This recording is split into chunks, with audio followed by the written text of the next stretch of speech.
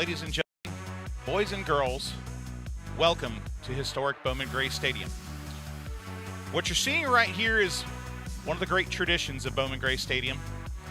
For all the things that this place is known for, nationally, on YouTube, and on social media, these are the moments where you realize that racing, in part, around a football field, also has a sense of beauty. This right here is a Bowman Gray tradition known as the push lap, the silent lap, a parade lap for the fallen Puddin' Swisher. Melvin Puddin' Swisher, one of the legends of Bowman Gray Stadium, a 33-time winner here at the Madhouse. 24 of those wins in modified competition, 9 of them in the hobby division. A founding member of the Smart Modified Tour, an owner of Kernersville's great S&R Motor Company, a well-known citizen of that small town, and a well-known family member here at Bowman Gray Stadium.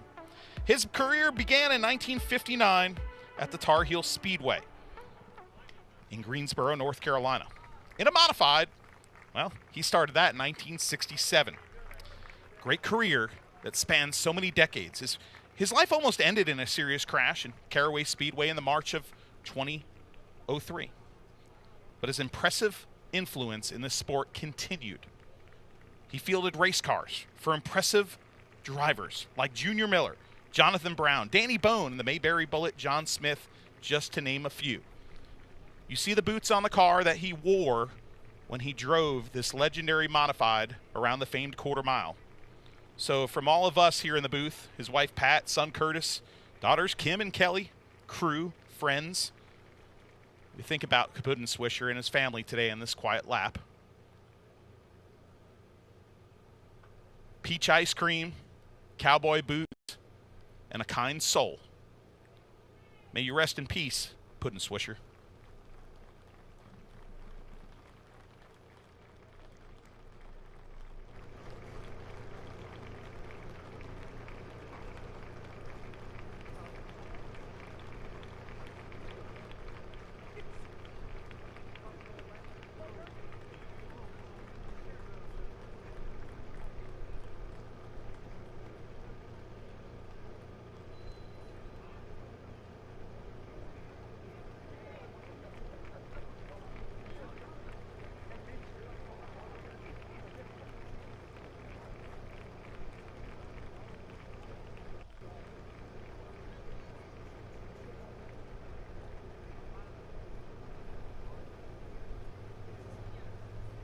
Welcome to week 17 at Bowman Gray Stadium. And as we start off on a note of tribute to one of the greats and one of the beloved human beings that's ever graced the wheel of a modified and our pit area, we also welcome you to a beautiful night of racing, because that's what Puddin' would want.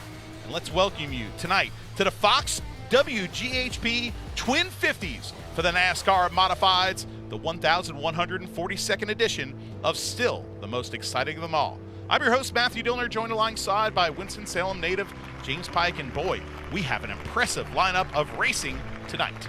Finally, we get Fox 8 night here at Bowman Gray Stadium. Rained out once. We got rain earlier today, but the weather will not stop us tonight from having a stadium stock race open up and close the racing portion of the program. Skid race at the very end for fun, but a sportsman race times 2, a modified race times 2, and then the second stadium stock race to close out the night. Doubles everywhere you look, except points. That's next week. And that second stadium stock race is the A race, and that's going to be a doozy. The points races are hot. That one, the leaders are tied atop the point standings. But Pike, the drama has built all season long, leading up to next week's championship finale. And tonight, many people in this scene on social media all week and all the people behind the field house have a sense that some things may come to a head tonight. Folks, you're going to want to stay tuned, because tonight's race at the Madhouse, it's going to be a wild one. Removing your caps and your hats. And veterans, please render a hand salute as we honor America with the playing of our national anthem. Oh, say can you see by the dawn's early light what so proudly we hailed at the twilight's last gleaming, whose bright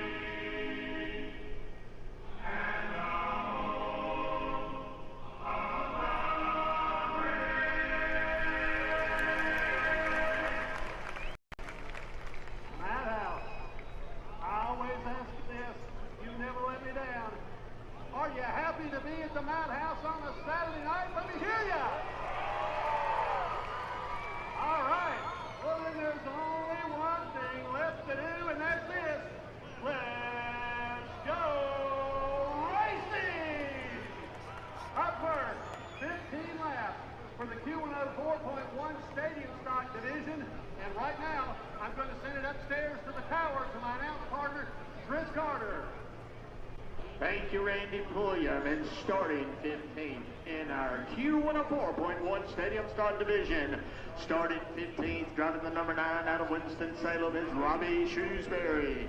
Starting 14th. Last week at the Madhouse was a spectacular in the sportsman division in 2 races. These 2 drivers, Tommy Neal, Zach Orr, battling each other all year long with tempers every week, it seems, and last week they settled it with a photo finish and sportsmanship that the crowd appreciated, Pike. They got into each other, but they did not turn each other around, and they were not necessarily the biggest story. They have been the biggest story some weeks, but the story that had everybody talking, it was this incident towards the closing laps, one of the sports races. Justin Taylor and Billy Gregg, first and second in the points, getting into each other in the south turn, get damaged, friendly fingers exchanged, and Nate Gregg was more than excited when he got into Carolina Wood Floors Victory Lane. Yeah, a little bit too excited. I don't think he's going to be able to talk on the mic the rest of the year. But hey, there has been a lot of drama spilling over from this incident on social media between those 2 race car drivers, and the tension has grown in our pit area from it, and it is going to be absolutely the lead story of tonight. Everybody who's in attendance is looking at that to be, well, a big moment. Let's go to the Madhouse Minute. The race tonight, that's pretty cool. Night 1,141 at the stadium is green. Trying to chase the records, but Dinkles now all sorts of sideways. Brandon Lee Brendel is no match, because coming to the checkered flag for win 41 is the great Chuck Wall. More Taylor and Gregg contact. Taylor got into Nate Gregg. Taylor, now Nate Gregg slams Justin Taylor. Slams him. Taylor spins.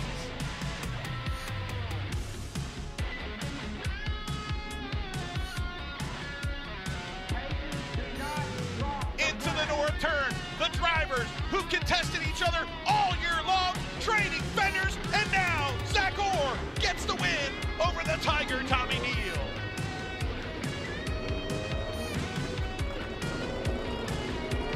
The Red Oak Brewery 100 is green.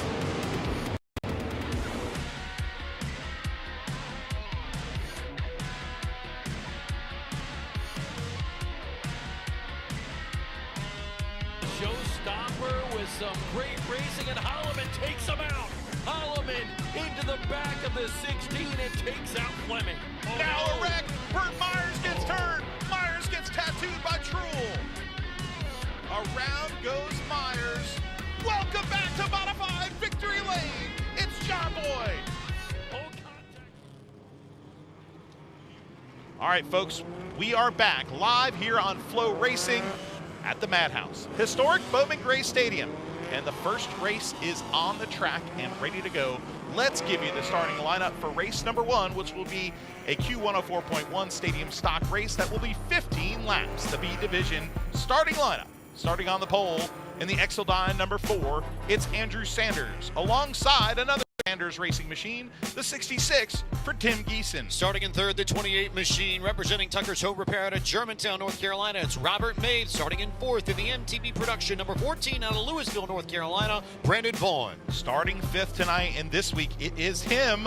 It is the 01 Moxville Tire machine for Joel Stewart. To the outside, the Boyles Automotive 51 for the Disco Turkey, Andrew Cates. Starting in 7th, the number 12 machine, representing Webster and Sons Plumbing at a Pilot Mountain, it's Tyler Rose. And starting in 8th, the number 2 car to Advance North Carolina for K-Dog Graphics, Carson Reed. Starting 9th tonight in the Hicks Land Management, number 55, it's Robert Warren Jr.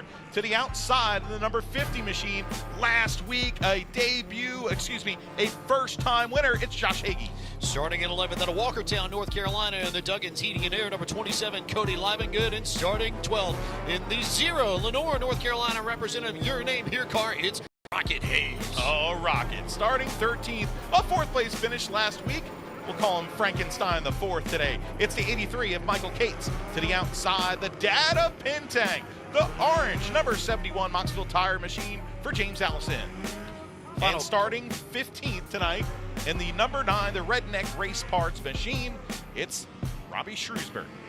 Folks, we're ready for racing here. Mike? Here's a look at your point standings. Steven Sanders, Chuck Wall tied atop the standings after Chuck Wall took his machine to victory lane 1 week ago. Double points next week as part of the finale, but tonight sets the stage. It's going to feel like, and maybe fitting that we bring the chase back this year. Feels a lot like the Phoenix races we had in the late aughts and early 2010s, where whatever we ended up with at the end of the night set the stage for Homestead, Miami. I guess what goes around comes around, Dylan. We're sort of back to that again. Same sort of field of this race as we get 1 to go from the stand. Well, folks, this is the B division. So the top points guys will be later on tonight. The Zero car is back, though. The Zero car is back. The last time he was at Bowman Gray Stadium, Rocket Hayes in the white Zero, he took the checkered flag. He's got to start deep tonight. Does the driver of the Zero, starting 12th, can he do it in that beautiful sponsor-wanted machine? Here we go, folks. Now, the modern Chevrolet Pace vehicle gets ready to dip off behind the field house. And it's 2 Sanders cars that will lead them to green. Night 1142 is green. Bryant and Geeson, your leaders for now. First battle is for the 3rd spot. Brandon Vaughn. 3 wide, a Splitsville for Joel Stewart. Right up the gut, right up the middle. Unbelievable action here at the Madhouse as Brandon Vaughn is dropping anchor on the outside. He battles hard into the turn and hangs on to it. Rocket Hayes started in 12th, drove literally right through the middle of the field to 4th, and now is trying to dirt track it to 3rd. He's already up in a podium position in 2 laps, Dylan. Absolutely stunning. When you said that, I looked up, and he was just hanging it out sideways. What an entertaining first lap for the Stadium Stalkers. We saw 3 wide all over the place. Andrew Sanders, now your leader in the Exeldyne number 4, stretching his legs. Geeson in 2nd position as he was sitting 2nd last week as well. But here comes Rocket Hayes to the bottom for 2nd. Hayes gets 2nd. Rocket Hayes has launched. I think that's the easiest way to put it, as we're going to have our first caution flag of the evening. Trouble for James Allison, the father of Pintang. I think is what you have to call that. You have to have like father of, son of, that sort of thing. Yeah, and you know, the bottom line is he is the captain. Did you know that James Allison is the captain of the Cool Bus? Captain of the Cool Bus, James Allison. That's right, folks. One of the coolest trailers combinations here at Bowman Gray. I love open haulers, open trailers. And he's got an old short bus, school bus, that pulls it, and he's wiped out, painted yellow over the S in school bus, so it's cool. It's the Cool Bus. I do like that. I love it. It is good. James and captains is a pretty good combo too, I think. I see where you went there. I like it. Well, my brain, you know, me being old school, and I'll give a dad credit for this. Yeah, I think of James Tiberius Kirk, the first captain of the USS Enterprise. The original Do you know Star his Trek middle series. name? Yeah. Do you know James Allison's middle name? I do not. That's know James homework for Allison. next week. I was about to say, things we have to go learn. And right? there's Robbie Shrewsbury right behind him, the number 9 machine, the white and red number 9 machine. It was great to see Robbie back in action at Bowman Gray last week. And even his son got to take control of the car for a morning session, his first laps in a stadium stock. It's great to see this family back here at Bowman Gray again. I'm just jealous of him because I want to drive one of these things. We can make that happen.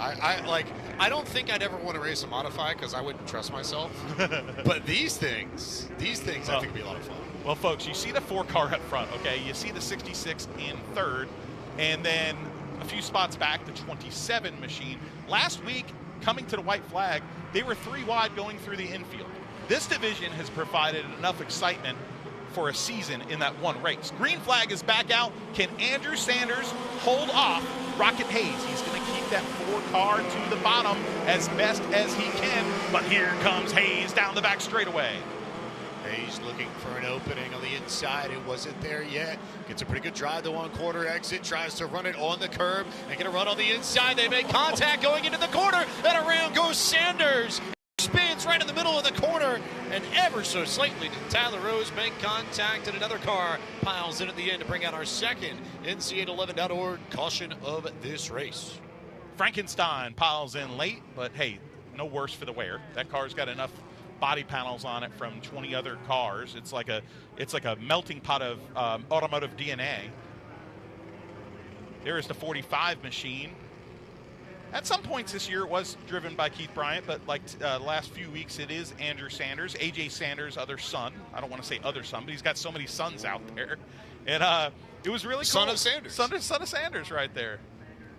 Continuing the bit, I have to believe that we're going to get some racing again. And the damage isn't actually terrible. No, Tyler Rose got into him, and I think he's got damage to the nose. I don't think it was hard enough to damage the radiator.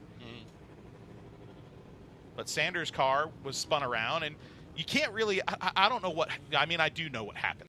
He was protecting the bottom, and if you look here, he goes down to the bottom. Oh, and that contact right there, you know, no, you can't blame either guy on it. But, you know, the 4 did come down. The 0 did have the spot. That's just racing around a football field. I feel like you could summarize that in 2 words, not clear. Not clear. I hear that a lot on the iRacing side of things, and the time I spend over there, and that's another one of those cases. Well, can we clarify one thing, though? Because, you do a great job calling the Coca-Cola Series. I believe that's what it's called, right? I'm not a big iRacing guy. The eNASCAR Coca-Cola iRacing Championship Series this year, yes. So basically, definitely some damage. It looks like that 4 may be done. I think they're going to bring a tow truck out to tow off it's the Andrew Sanders car. It says Keith Bryant on it, but it is Andrew Sanders. The visual of that is great, but Andrew's trying to turn, but the wheels aren't turning when he's turning the steering wheels. So that did more damage than we initially suspected. So that might be the same case for Tyler Rose, too. He's going to get a push off. Actually, he's out of his car right now. The big Tyler Rose, man, a winner last year here in Stadium Stock Wars, but taking the hood pins off of that machine to maybe get a tow. But, hey, check this out. Next week, folks, if you're watching this on Flow, get off your couch, okay? Get off your keyboard, your device, whatever it is, and get your butt to Winston-Salem, North Carolina, because this is a doubleheader weekend that is absolutely stunning. The Friday night show, the Kyle Busch Invitational, benefiting the Bundle of Joy Fund. That'll also be live on the NASCAR channel. But, hey, folks, the Ag South 150, that's championship night. Pike, it's not just championship night on Saturday night. It's double points. Always has been. I have to believe it's one of the better traditions we've got. And one of the bigger races of the year, too. There's obviously, trying to claim your respective division if you're in a title fight. But if it's just me, and I think there'd be a lot of people that would agree, if I could pick a race to win, the only race I'd rather win than the 150 is the Hayes Jewelers 200. So exactly. There's a lot of prestige that comes just with that individual race weekend, too. Absolutely. That is a weekend that you are not going to want to miss if you're a race fan anywhere within reach of Bowman Gray Stadium. Listen, I'm not going to dog on other sports, but I went to look at some tickets of a professional sport the other day for Hudson and I, and the nosebleed seats were $160. So that would cost $300-something. I'm not good at math. You could come here for $15 a head and see this. Okay, look at this. What I was going to tell you is at most tracks, that is clear because he doesn't even have a nose up to the wheel. But at Bowman Gray, things are a little bit different in how you spot and how you drive. Bowman Gray kind of has some unwritten rules that are a little varying from most. So really, he's defending his spot because he's not up past his wheel. Things are a little different here. And I'll go back to the great prophet, John Holloman, just joking there. John Holloman IV, who tells me in instances like that, he always says, that's racing around a football field. Say that's a pretty accurate description. Not a great prophet. Sorry, John. You're a good dude, but we can't call you a prophet, brother. Good race car driver. But exceptional also, hair. Just like his dad, exceptional hair. Going back to the graphic that we had up just a few moments ago, we talked a lot about the Ag South Farm Credit 150. We always do. We obviously do. But new for this year, how about the Kyle Busch Invitational? I don't think the story's well known that the whole event was actually a long-standing idea of Kyle's that he never got the chance to actually act upon before he passed away. But he'd always wanted to put together a legend bando event here at Bowman Gray. They've run in the past, but I think to have Kyle's name and legacy attached to that event, to have the Bundle of Joy Foundation and all the fantastic work that they do attached to this, and then the field of drivers. We've seen some of the folks in that. If you're a regular watcher of Summer Shootout at Speedway, that's on Flow Racing. A lot of those drivers and the stars of that will be up here. You'll have some drivers from the stadium who will be competing. John Holloman, what we just mentioned. Holloman, who started off in a legend car. Yep. So one race is here. Burt Myers will be in a legend car Chris as well. Fleming, and then the last announcement, just came, I believe, yesterday or the day before. I think so, yeah. Junior snow. So 4 regulars here at Bowman Gray Stadium, as well as some of the hottest young race car drivers and seniors with the Masters division, all competing here. 51 drivers for the Legends cars, and 18 drivers for the Bandoleros, but a lot of great talent. Folks, here we go. 1 lap to go till we are back under green with Rocket Hayes, your leader, and Live and Good in second. It's live here. Yeah. I called him. I FaceTimed. I went to FaceTime. I thought I had his number, and then I didn't. So I did the Facebook FaceTime, like the Facebook video call, and I talked to him for a little while. I'm like, man, let's clear this up. Is it Living Good or Live and Good? He goes, I'm always Living Good, but it's live and Good, but I'm good with either. And I love that kid. That is impressive. He is a good kid. So, folks, he is on the back bumper right now, coming to the green flag of Rocket Hayes. Will Rocket out to a good start? Yes, he does, as the green flag is out. Carson Reed now in third, looking to have his best run of 2026. Reed with a nose underneath Live and Good, but he didn't get a great run off in the corner, so that will allow Live and Good to keep the spot. Meanwhile, a little bit of fender damage to the left front of Rocket Hayes' car, but that's certainly not slowing him down as we pass the halfway point. He's starting to gap everybody else by a car length. Meanwhile, we've got a car around in the north turn, and it will bring out NC811.org. Caution number 3 of this race in this evening. That is Frankenstein right there. Michael Cates, who had his top finish of his career last week in the 4th position in that wild B Stadium stock race.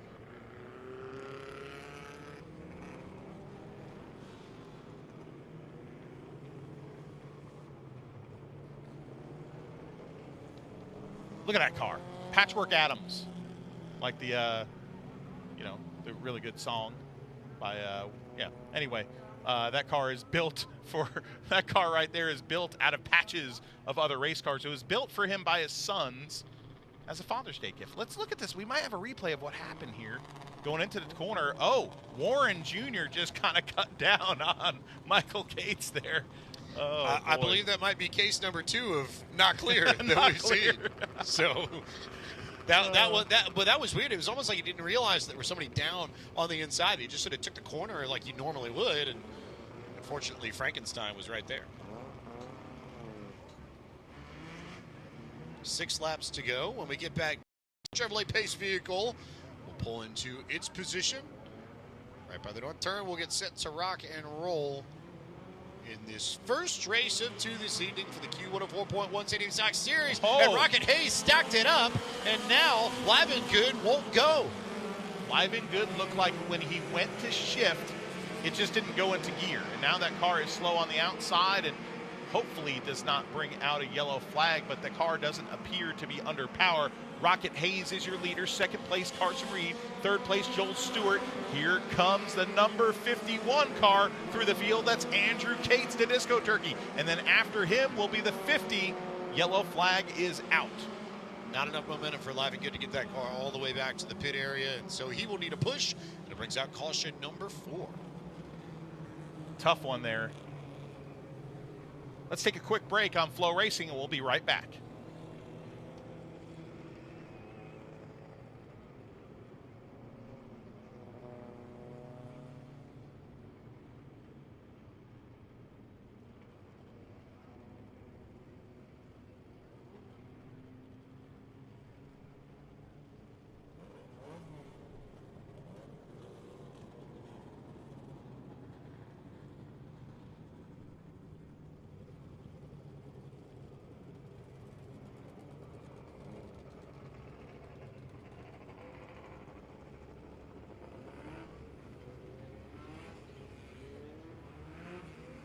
Welcome back to the Madhouse. The Stadium Stock B division is on the track, and boy, oh boy, was last week a stunning show.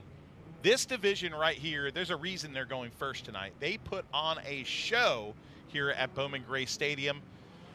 3 wide, through the grass, the leaders wrecking, and then an unexpected first-time winner. So that unexpected first-time winner, though, now lines up in the 5th position. This is what we're talking about.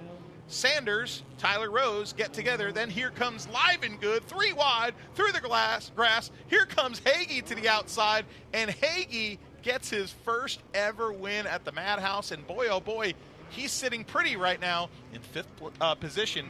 We're going to have 4 laps to go when we come back to green. I also just realized, looking at that, it's the second week in a row that Andrew Sanders and Tyler Rose made contact with one another. So True. I think they're probably sick of that. seeing each other. As we'll see if we get a green flag here and a cleaner restart, and see if everybody can go. Rocket Hayes takes off, and then everybody else will follow in behind and see if they can chase him down to the final 4 laps of this race. Carson Reed trying as he can, as best he can. A little bit of contact further back in the field. Hagee got into the 51 of Cates, and now Hagee moved him up to the 4th spot. We were just talking about him. The Disco Turkey went for a ride through the grass, saved it, gathered it back up. Now he's towards the rear of this field. Rocket Hayes, but 2nd place, Carson Reed, is working. He is trying. Galleon, oh, he's all over the gas pedal, trying to reel in that leader, sliding that race car all the way around the track. Yeah, trying to slide it, hit the slip angle as best as he could, but it's just a 10th here, a 10th there, another 10th everywhere, as Rocket Hayes has 1 lap to go until he returns back to Carolina Wood Floors Victory Lane. The last time he was here, he left with a checkered flag. He races at Hickory regularly, but here at Bowman Gray Stadium, he's the other driver known as the Rocket, and now he's a 2-time winner. Rocket Hayes gets it done tonight in the sponsor wanted 0 car. His family going to join him in victory lane, and you saw the excitement out of that driver. Carson Reed finishes 2nd, Joel Stewart 3rd, Hagee 4th, 5th I believe is either Geeson or James Allison. Rocket Hayes, I guess this is basic math. I'm going to do my best Mincy impression. It's his 2nd career win in the Stadium Stock Series, which ties him for 81st all-time on the Stadium Stock career wins list. Hey, I think I did a good job, yeah. He's only got 80 more to go. I know. He's got to go try to catch Chuck Wall, who's got 41 now, and A.J. Sanders with 69 atop the division, and Brandon Lee Brendel with 40, who's 3rd in the all-time list. And any opportunity to take this lap with this checkered flag. Yes, dude. We all dream of it. Right. Oh, gosh. It was so much fun. Oh, boy. And you know what? He's pulling alongside the Carolina Wood Floors Victory Lane mobile. Oh, that's a that kind of works. Right, oh, he's going to burn out in front of it in the grass. Here we go for Rocket Hayes. Who's going to – I think he's going to still try to beat the Carolina Wood Floors Victory Lane mobile. That grass is not moving. Look out, all that Corey much Latham. Because it's a little bit wet down there. We had some rain earlier this afternoon. Heavy showers about 4 o'clock-ish. And thankfully, the rain has subsided. Look at it right there. Your logo here on the side of that car. He wants a sponsor, folks. You should sponsor this guy. Every time he's out here, he does well. Him and his family coming to the racetrack together. His father, who has raced here in this division. Let's throw it down track side to Randy Pulliam. Winner of the first event of the evening for the Fox 8 WGHP night here at the stadium.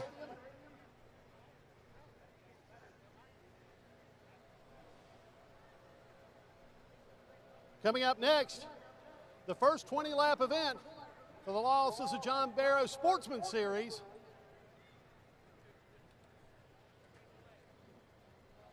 And after what happened last Saturday night, who knows what's in store tonight?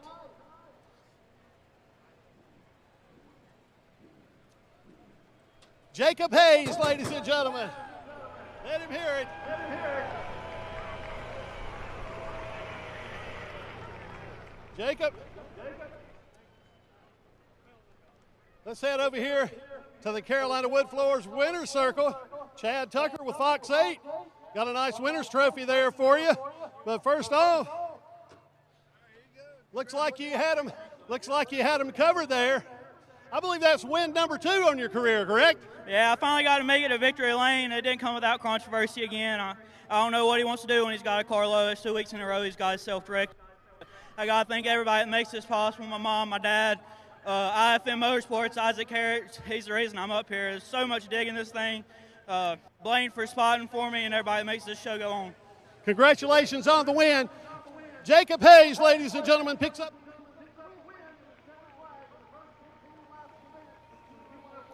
Jacob Hayes, Rocket Hayes, with some strong words there for Andrew Sanders. We'll be back next up, the Sportsman Division, the first of their twin 20-lappers. Oh, it's going to be a good one.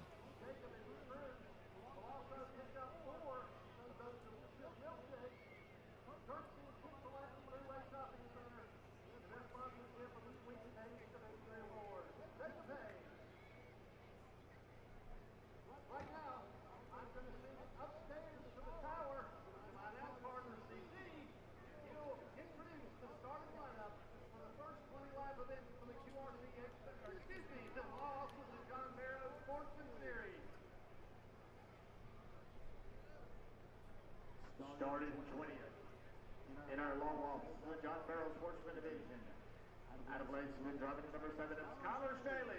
Starting 19th out of Tobaccoville, the number 26 of Austin Gates. Starting 18th out of Walnut Cove, the number 88 of Chris Taylor. Starting 17th out of Lexington, the number 28 of Nate Gregg. Starting 16th out of Mooresville, the number 24 of A.J. Furness.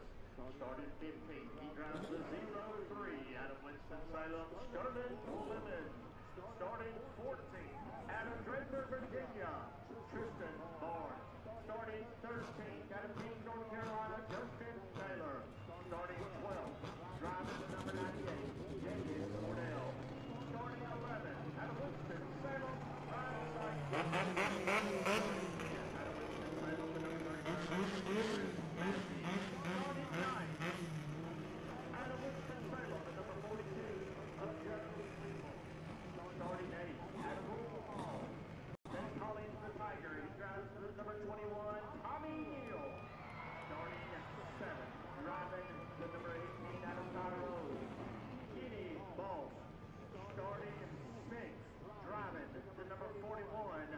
Justin Cummins, starting 5th.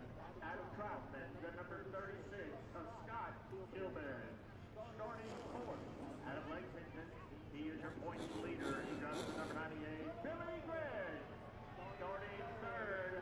Out of Winston-Salem, Zach Orr. Beside him, so his lead car on our paperwork was going to be Sivacek. He elected to go to the rear. So on the front row, on the outside of row number 1, starting 2nd, is the number 38 of Mitch Gales. And your pole sitter, let him hear you, Zach Orr.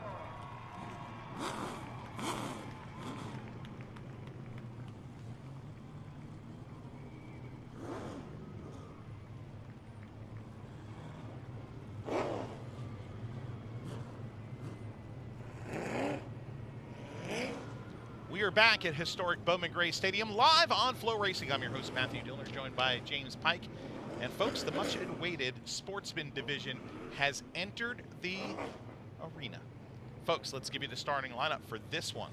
Slated to start on the pole is the number 5 from Martinsville, Virginia. It's Jonathan Simacek to the outside, the guy that we call the good guy, the A-plus auto sales 38 for Mitch Gales. Starting in 3rd, representing Carolina Choice Realty and Amanda Tucker out of Lexington, North Carolina, it's Zach Orr. Starting 4th in the number 98 machine, representing Sykes Roofing out of Lexington, North Carolina, your points leader, Billy Gregg.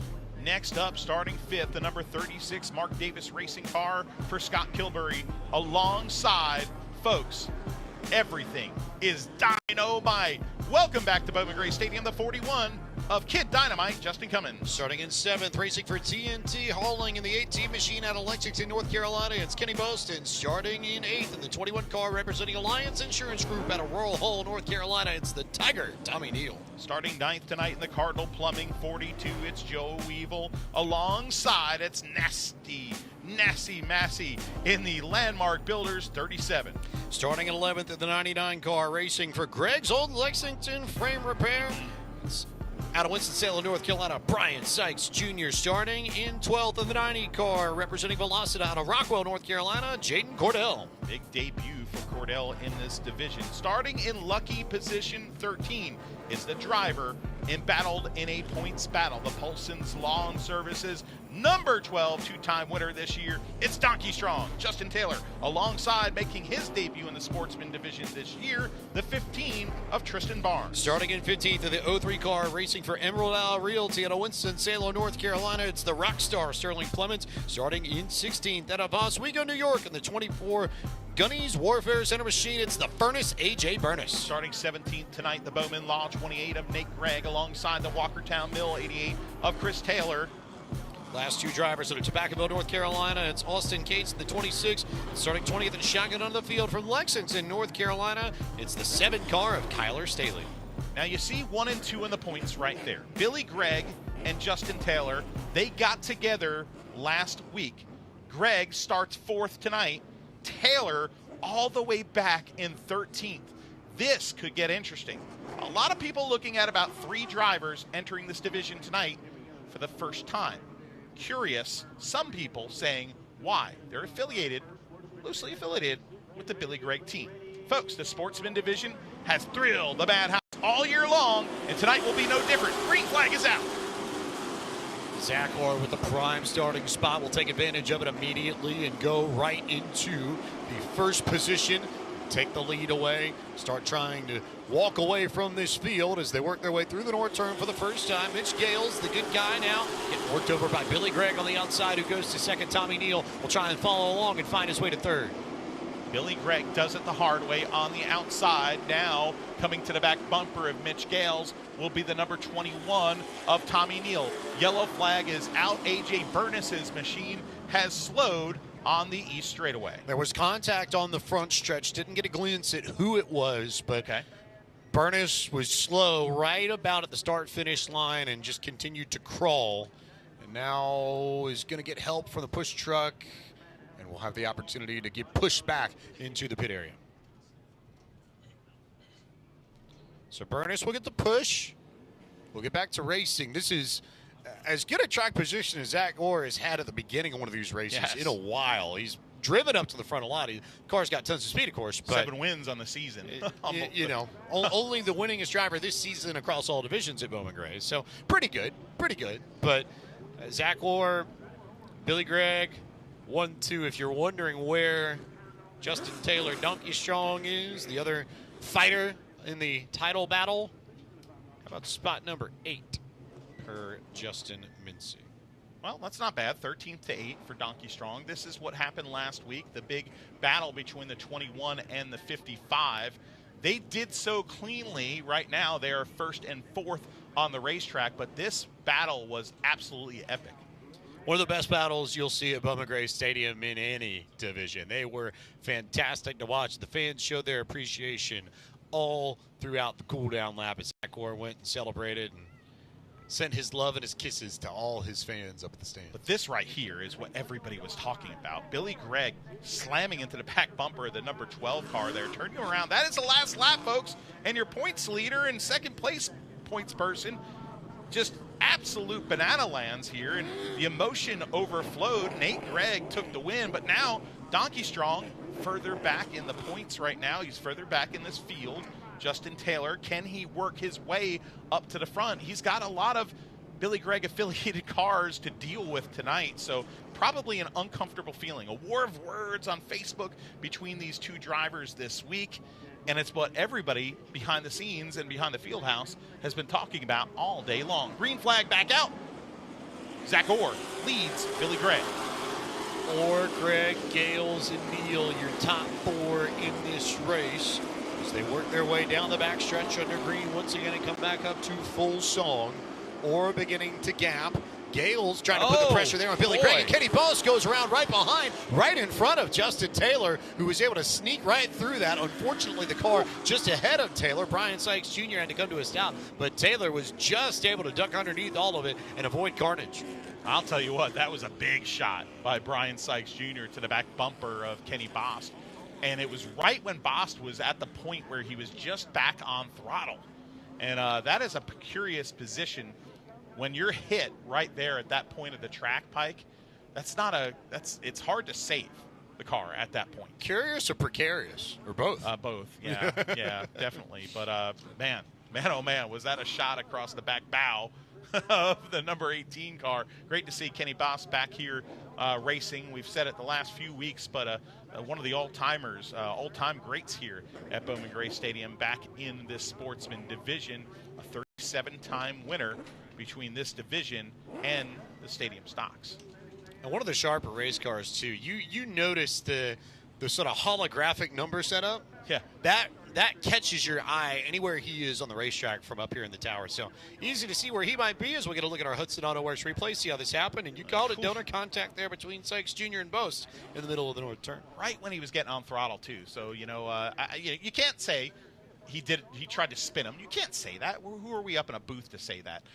But that was some contact at a point that you don't want to get hit for sure. But, hey, Kenny's got a new sponsor on the car, TNT Hauling LLC, and hey, at least they got a little TV time. Sorry, Kenny, I know you don't want that, but you'd rather have TV time winning. But hey, well, his sponsor is Dynamite. We know that. Oh, hey, TNT.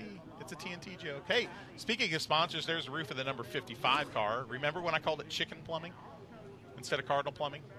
That was a funny one. They had a laugh on that one. We rode that one for weeks. Technically, they are both birds, so you weren't totally off. Yeah. So different kind of birds. But what a season Zach Orr has had behind the wheel of that number 55 car. And absolutely, he's out of the points battle, okay? And the reason he's out of the points battle is because the first week he was suspended, and then he was disqualified from a win in the subsequent first race of that night. So basically, he's had 3 races where he hasn't, had a finish. So if you look at that right now, he is in 7th place in points. If you gave him a 5th place finish in that, instead of being 128 points out, he would be only 44 back, which is something that could be reachable.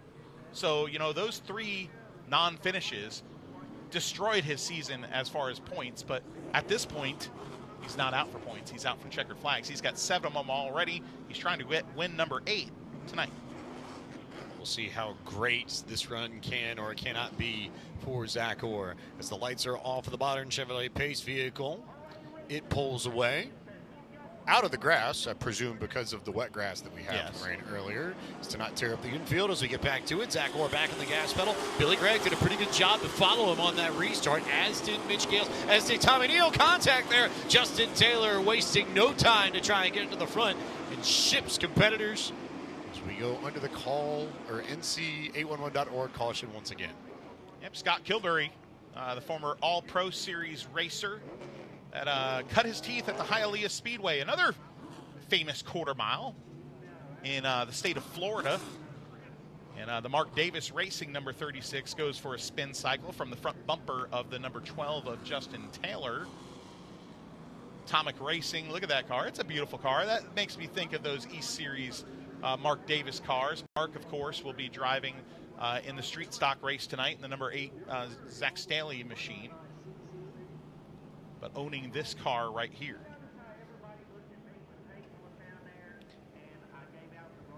Good look at that race car. Looks pretty clean after the contact there. And right in front of him is Justin Cummins, the 41. Good to see him back at the stadium, bud.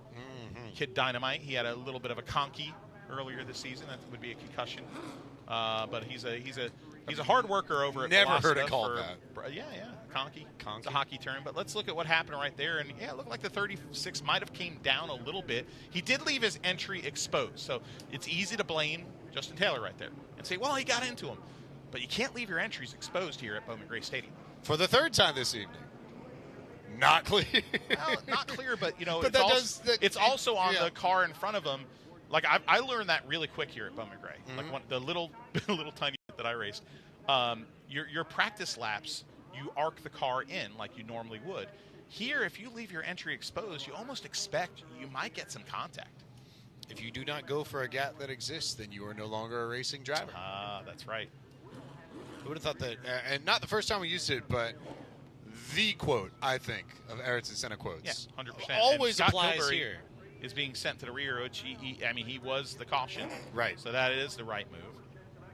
That is, Ayrton Senna was, you want to talk about one of the BAs, I'll say, and you can figure out what those initials stand for. I am of the personal belief. Motorsports history. That guy had him some. I am of the personal belief that there has greatest. never been a driver with more natural innate talent than Senna. Determination. Yeah. His determination kind of reminded me of Alex Zanardi. If you hung around Alex Zanardi and you understood Alex Zanardi, as fierce and intense of a competitor, wonderful person he was. Sad to lose him, of course. Sad to lose both of them. Yeah, but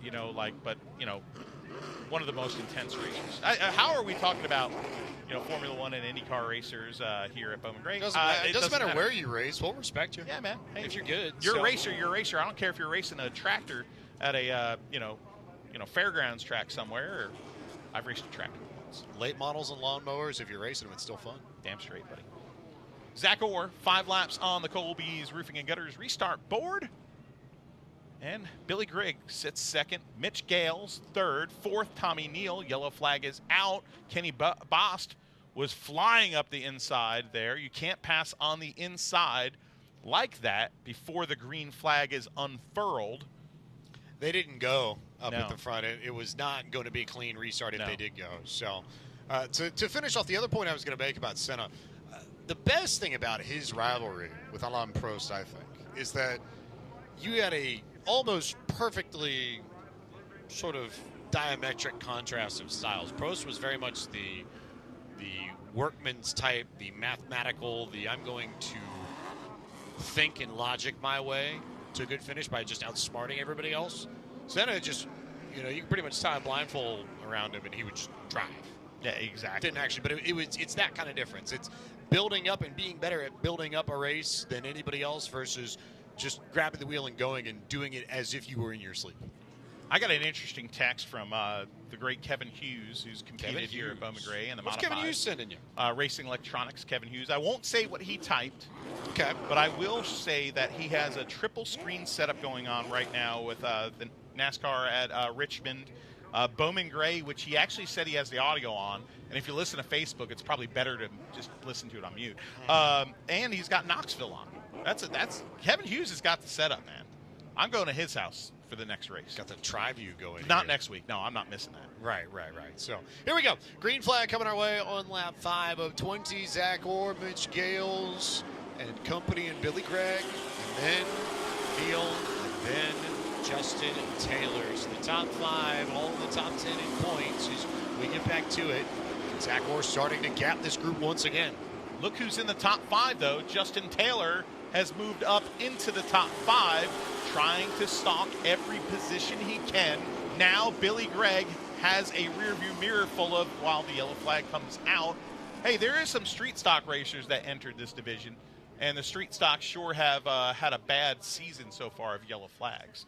But I guess, what is it? Oh, it is Debris. Yeah, our good Big friend Debris, look. Our good friend Jacques Debris has joined us. Now, is that from, that is from, I believe, the 28, is it from the 28 car, or is it, it is from the 90 car of Jaden Cordell. The 90 car of Jaden Cordell, the hood with Rocket Donkey, that RD on it. Really cool logo, by the way. That's Bad Brad Smith's daughter's clothing apparel line that's in the rodeo industry. Really cool. And they're here, let's see if we got it. Oh, there it is. Floppy disk. That's a cool logo. Good shot from the Speed Shot camera. We were joking earlier. The Speed Shot camera, hardest working camera person here at Bowman Gray. Oh, yeah. I mean, no doubt. Art Vandelay usually mans that camera. Art's a stud to actually sit on top of that fence all night long and get that angle. Art, salute to you, brother. Few people could give Eric Messer a run for his money, but... yeah, I know, but Art Vandelay, Eric Messer, I mean, Eric Messer's our beloved photographer here, if you're watching for the first time. He stands inside turn 1 and turn 2, and he's just a great guy. He can't drive worth a lick, but he's a great guy. But we love him. There he is. There's Eric Messer, and he's got the best view in the house. And he's going to be watching this because we've had a lot of yellow flags, but we have 7 laps in, 13 laps to go for the Sportsman division. And I've got a feeling it's going to get wild. And Eric Messer, get that camera ready, buddy. Get it ready because we're going back to green. Zach Orr, your leader. Billy Gregg second. Bumper tag coming to the green, and it is unfurled, and the Sportsman cars are at it again. That last caution saved Tommy Neal, but he's not going to have the opportunity to save himself this time because Justin Taylor is already there to the inside of Neal to get the fourth spot. He is 2 cars away from Billy Gregg. He made a big move to go up top and clear himself in front of Tommy Neal, and Tommy Neal sort of nudged him down the front straightaway, but Justin Taylor up to third and now 2 spots behind Gregg. Taylor, yep, 4th position for Justin Taylor. He used the bumper, but he did so textbook clean. He uses the bumper again on Mitch Gales. Moves the good guy just out of the groove. Enter P3 for Justin Taylor. Now, in his scope, he has Billy Gregg, the points leader, right in front of him. The powder keg is almost lit. What will happen when these two, if these two, end up getting near each other as we cross halfway? 10 laps to go in this sportsman feature. Zach Orr is clear by half a straightaway, but all eyes on the battle for second as Orr now has to work the lap traffic. Soon, Billy Gregg and Justin Taylor will be there. Where do they catch the lappers? How do they get around them? A little bit better for Gregg than for Taylor, but not particularly complicated. The top few cars are spread out, single file now. Justin Taylor sideways through the south turn, gaining on them. And now Nasty Massey goes around, and Simacek is stopped, as well as Kenny Bost and Kid Dynamite, Justin Cummins. The 4 of them stopped over there. The caution comes out once again. Oh, tightens them up.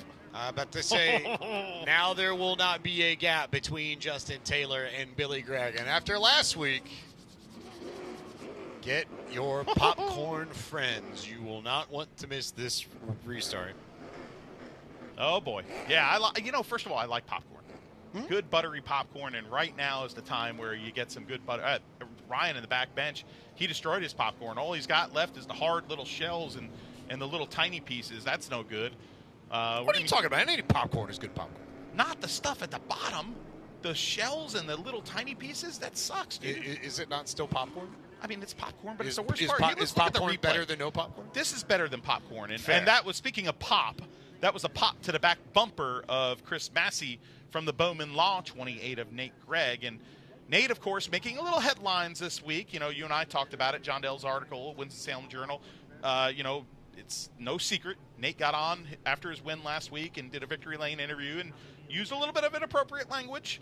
And the stadium officials, they're not going to let him do interviews if he wins for the rest of this year. That's better than, I'll just put my opinion in here. Like Tim Brown 1 year cursed on the microphone. He got trouble. He got points taken away. Okay, that was a really good move, I think, personally, by the stadium. They're punishing him, which, just if you have a child, right? I have a kid. If he does wrong, there's a penance for doing something wrong. And but it's not going to, hurt his bottom line. It's maybe going to hurt, him not being able to talk about his sponsors. But Nate Gregg and the Billy Gregg camp talked to them this morning and very accepting of that penalty. Here is the number 12 car. Justin Taylor, you see the donkey on the number 12. I'm a big fan of donkeys, by the way. Donkeys are great animals. How do Taylor and Billy Gregg get along here on this first restart? Taylor leaving a little bit of a gap as Zach Orr timed it, takes off and goes, and Billy Gregg immediately goes to the bottom and gets in behind Justin Taylor. Wow, that was an interesting move. I almost thought that he missed a shift, but I wonder if he thought, hey, I've got it coming to me after last week, and he gave him the 2 spot. That might have been one of the smartest points racing moves I've seen in the history of Bowman Gray Stadium. We'll see how it winds up here, coming to 5 laps to go. Now Justin Taylor, who's appeared to be the fastest car on the track, he's got his rod out, he's got his reel out, and he's cranking it, trying to catch and reel in the number 55. Because here's the thing, if you're Billy Gregg, one, if you're behind Justin Taylor cannot get into you. Exactly. But more importantly, to your point, you mitigate the points that you lose. If you only finish one spot behind Justin Taylor, you're not going to lose that many points going into next week. And if you think about it, Billy Gregg right now 15 points to the north of Justin Taylor. That 1 spot, 2 points, not a big deal. Well, 1 point here because they're twin 20s. Right. So, and then they will start next to each other if this holds. If this finishes, yeah. In whatever the lineup will be for our second race with Law Offices John Bear Sports Division. So interesting strategy from Billy Gregg. Meanwhile, Not much longer now for Zach Orr, who is chasing down win number 8 of the season. Orr, impressive tonight, coming to the white flag. Zach Orr, the number 55, takes it. Justin Taylor's march through this field might be the most impressive part. Lots of plot twists and turns in this race with points implication, but the guy that's not worried about points, he's worried about checkered flags. Zach Orr gets win number 8 here at the Madhouse. What a run by Zach Orr in that machine. And Orr, one of the dominant forces of racing here at Bowman Gray Stadium, gets it done again for Harry Gant tribute. Win number 33, the 8th win of the season, ties the modern day record for wins held by Ronnie Clifton and John Holloman IV. Unbelievable. And he joins Steve Plemons as the only drivers, in addition to Holloman and Clifton. Yes. But Holloman, Clifton, Plemons, and Orr now the only drivers to win 8 races in a single season. Plemons too, wow. So 2 pairs of 4 wins for Zach Orr here at Bowman Gray. Oh, wow. That is absolutely insane. I can do some math. Great. I don't do math very well, but Justin Mincy from the top rope like Jimmy Superfly Snuka with that stat right there. And you see the man holding that checkered flag, and that is a very jubilant and colorful personality of our Bowman Gray Stadium pit area. That is Zach Orr in the number 55 car. 8 wins in a season is absolutely spectacular. And when you think about the fact that he's missed races, okay, he missed the first race because of being suspended, got DQ'd from a win. That could have been win number 9. His average finish going into tonight was absolutely absurd. I think it was a 3.2. Just what a season for the driver of the Jerry Johnson Motors 55. And he has the opportunity to potentially set a brand new record next week on Ag South Farm Credit 150 Night 2. So history in the making and potentially on the line for Zach Orr. And you see that bag that Randy Smith is holding there. This holds the key to what we're going to see in the second race. So Randy Smith, the guy in white leaning into the window there, he's leaning in, and he's got a bag. Zach Orr is taking off his equipment. It's going to reach into that bag and pull out what the invert will be for race number 2. We're going to see what that invert is and the victory lane celebration. Let's go down trackside right now to Randy Pulliam for all of it. Inside that bag are the chips with the numbers 8, 10, 12, 14, and 16. The Elite Underground Utility Madhouse Scramble redraw. You see the number hill redraw and how the field will be inverted.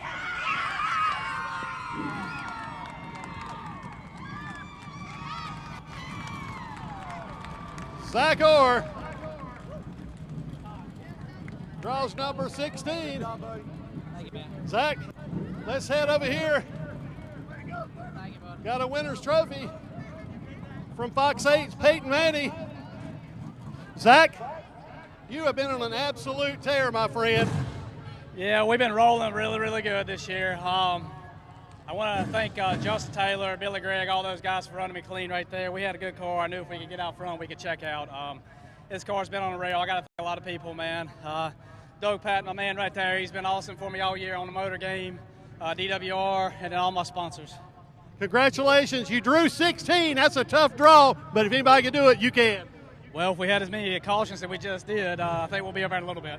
Congratulations, Zach Orr picks up the win in the first 20-lap event for the Los of the John Barrow Sportsman Series.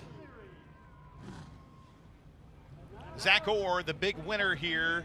Orr with the checkered flag. Folks, what's up next? Yes, the Ground Pounders. The NASCAR Brad's Golf Cars Modifieds, and tonight's first Twin 50 is rolling out on the track, and it'll be next on Flow Racing. Starting 26 on shotgun on the field, on the corner 68, is Gerald Robinson Jr. Rolling out 25th, the best car, the high-flying man, with number 17, is lining up lead. Starting 24th, the Yates Trading and Payment, Mary Hunt Super Center, cover 18 from Lexington is Daniel Yates. Starting 23rd, in the special number 53 car tonight, the Carolina BRP Can-Am car from Kernersville is Mason Wilson.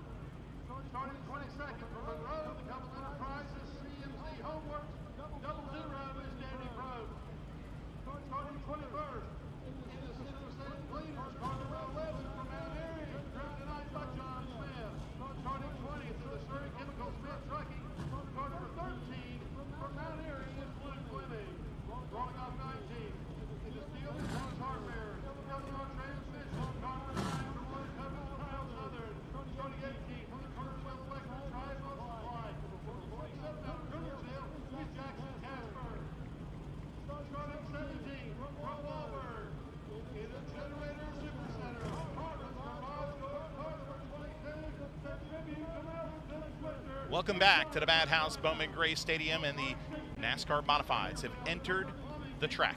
Let's give you the starting lineup for the first Twin 50 of the night. Starting on the pole, the CitraSafe #1 machine, 177-time winner here at the Madhouse.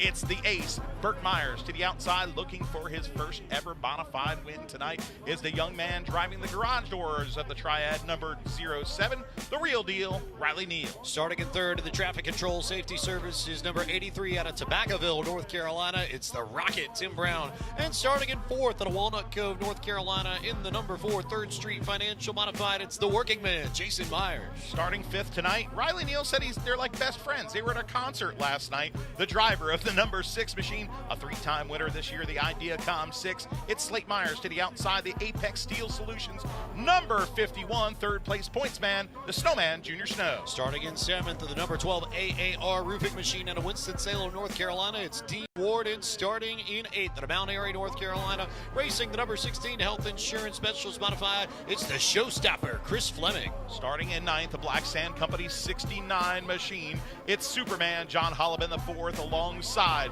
the great veteran of Bowman Gray Stadium Wars, the Carolina Triad Choice Realty, Amanda Tucker, number 5, it's the Iron Man, Randy Butner. Starting at 11th out of Mount Airy, North Carolina, and the number 99 Peterbilt machine, it's Jordan Fleming. And starting in 12th in the number 15 FX Carbara Car Company's machine out of Manasquan, New Jersey, Skip Ryan Flores. Starting in lucky position number 13 is a guy that has been looking for luck all season long. The Phoenix Packaging number 75 for the great Lee Jeffries, alongside in the QRC HVAC and Refrigeration number 10. It's the Bulldog, Mike Spini. Starting in 15th, the number 64 car out of Lexington, North Carolina, racing for local RE, it's Ethan Jewell. And starting in 16th out of Kernersville, North Carolina, in the M&M Transfer number 44, Daniel Beeson. Starting tonight in position number 17 and racing tonight for Puddin' Swisher, the driver of the S&R Motor Company, number 22, it's John Boy Jonathan Brown. To the outside, the Follies Draft and Snake, number 47, Riggs Rocket, it's the Friendly Coast, Jackson Casper. Starting in 19th out of King, North Carolina, in the Eleanor Transmission, number 9, it's Kyle Southern. And starting in 20th out of Mount Airy, North Carolina, in the 13 car, it's Luke Fleming.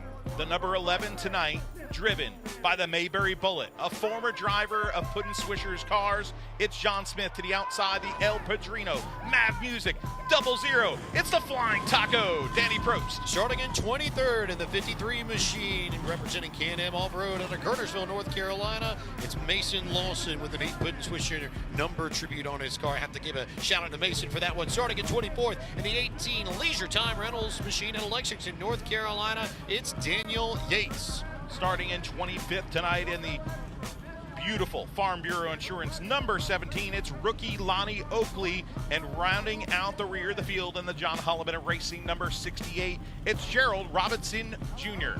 Folks, that is 26 NASCAR Modifieds lined up, and tonight, this driver right here, John Boy Jonathan Brown, the guy that gave him his start in modified racing was Melvin Puddin' Swisher, who he just lost the other day.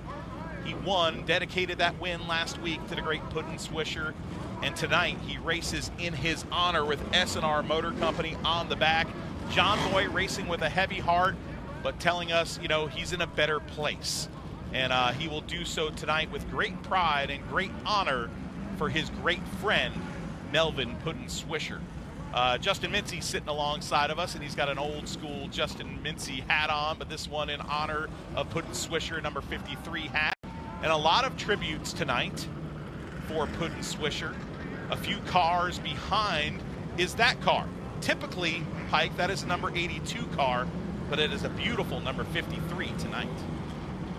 Neat, I think, to see the kind of respect that Puddin' Swisher, I think, has garnered throughout the years, and not just as a driver, but as a fun guy to be around, no doubt about it. Puddin' was and he was just a great man, but right there, that 53 car, that's typically an 82 car, Mason Lawson, the rookie, learned something new today. I said, man, that was just really cool, the respect that you're showing Puddin'. I have to ask you, because I don't know you that well, just to be honest, I'm like, what was your respect? How was your relation? And he's like, believe it or not, Curtis, who's Puddin's, son, is my uncle. So he's the great nephew of Puddin' Swisher. So this family coming here and showing up, they did the silent lap, a great tradition at Bowman Gray. They renumbered their car 53 in honor of his great uncle. So much respect through all the fibers of the fabric of Bowman Gray Stadium today for Puddin' Swisher, who is absolutely a beloved member of the entire modified community. I said it to a few people the other day. People will look at his record of 33 wins, okay, 21 in a modified. They'll look at that. They'll look at his prowess in a tour modified in other places, or Franklin County where he had success, or, you know, and they'll look at that, right? But the indelible mark that Puddin' Swisher left is his influence. The meetings that were held in Kernersville in that big brick building, his race shop, were something that held modified racing together at trying times, whether it was the strike here at Bowman Gray, or whether it was trying times with the Smart Modified Tour or the NASCAR Wheeling Southern Modified Tour coming into fruition. Everything that happened in Bowman Gray seemed to all lead back to that one building and that one man, Puddin' Swisher. And it was a pleasure to know him. And it was a pleasure, I gotta say this, and I'm sorry if I'm getting wax poetic here, buddy. My pleasure was as a young northerner coming down here, and after a few years working in this pit area for Speed51.com, Puddin' put his arm on my shoulder and he brought me to the tailgate of his truck, and he said, there's homemade peach ice cream there, and from now on, if you ever want peach ice cream, you come have yourself a scoop. And I felt like $1 million, because I felt as the northern modified guy that I was welcomed into the Bowman Gray family, and I was welcomed into that southern modified culture. And you know what? Tonight, these men that live by the grace of God and 600 horsepower are not racing just for themselves. They're racing for a legend, Puddin' Swisher. The green flag is out at Bowman Gray. The first of the Fox 8 Twin 50s takes on Burt Myers. Tim Brown immediately to the 4 as Jonathan Brown gets sideways in the back of the field, but keeps it straight. We say green flag racing. Contact between Tim Brown and Riley Neal for second, and Jason Myers will close the hole before Neal can get back down to the inside. He might get freight trained here. It's tough to get around a quarter-mile football field racetrack, and Riley Neal is doing it the hard way on the outside for the third position, on the outside of the working man who's working that 4 car on the bottom. Here comes Slate Myers to fill the hole right behind him. No, Riley Neal closes the door into turn number 3. Now up front it is Myers, Brown. The top 2 in points are 1-2 on the racetrack. Tim Brown loves to get this position here and change up the points battle going into the final week. As the leaders in the point standings are 1 and 2 on the racetrack early on in this first of our Twin 50s. Best battle though, Riley Neal and Slate Myers are getting after it for the 4th position, just a little bit further back of this bunch. Slate Myers to the backside of the 07.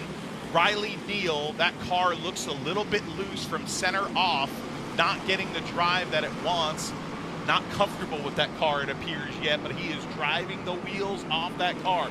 He is hungry for that first win. These 2 drivers, 2 of the young talents of the Bowman Gray racing scene, and you know, some people say the Myers and the Neals, well, they haven't gotten along very much over the last 2 years. Last night they posted a picture on Facebook together here at the Trace Atkins concert and said, hey, see, we don't hate each other, we're friends. And I love to see that gamesmanship and sportsmanship, because away from the racetrack, we can be competitors and kind of root each other and gouge each other here, but you know, we're all human beings. You make a great point there, I think, and it was very tongue-in-cheek from Riley. It's almost as if he sort of knew what he was doing, because here, these drivers have ears. They hear what the fans say on social media and in person, and there had been a perception that Slate and Riley weren't necessarily the best buddies, but they certainly get along whether or not it's country music. Now, on the racetrack, they're still going to get after it and try and battle each other as hard as they can, and Slate Myers is trying to find a way around Riley Neal, but to no avail, at least for the moment. Meanwhile, Burt Myers, Tim Brown, Jason Myers, all sort of separated by about 2 car lengths from one another. Healthy gaps between those 3. They lead this field early. And right behind that battle that we were talking about with Slate Myers is Junior Snow. Snow in the pink and black, number 51, is going to be in that race, the Legends Car race, the Kyle Busch Invitational. So is Burt Myers next week, who will be pulling double duty. So is Chris Fleming and John Holloman, the 4th.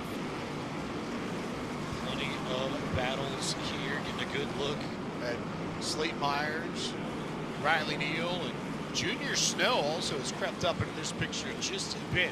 As this race has gone on, he's gotten faster, and he's done a nice job of working his way through this field. So keep an eye on Junior Snow. Oh, Lee Jeffries further back in the field, almost getting turned by the 47 car of Jackson Casper. Great save by Lee Jeffries. There is Jeffries 75. That is all sorts of sideways coming off the turn. Here comes Ethan Truhl to the outside of him. Down the east straightaway goes the number 64. The hard way around the outside. The 75 is not handling well. Here comes Luke Fleming joining the party on the outside.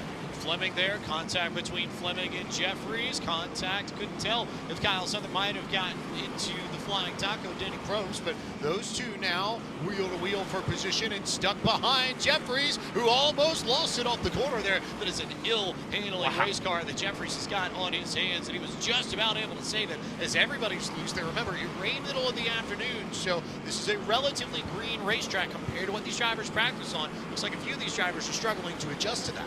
Absolutely hit the nail on the head, Pike. That rain last week took a lot of, the rain all last week took a lot of the rubber off this racetrack, and then we had a gully washer today, and that just compounded that. Morning practice, hot, slick conditions today right before the end of that practice, and there's not much rubber. That means the top tonight on restarts treacherous. That means that there's not much rubber out there, and it's not very sticky for these modified race cars. Now the leaders catching lap traffic. Yellow flag is out around the famed quarter mile. Debris? Potentially. Keeping an eye on the potential reason for this yellow as we get our first NC811.org caution. We'll toss it to a quick break on Flow Racing.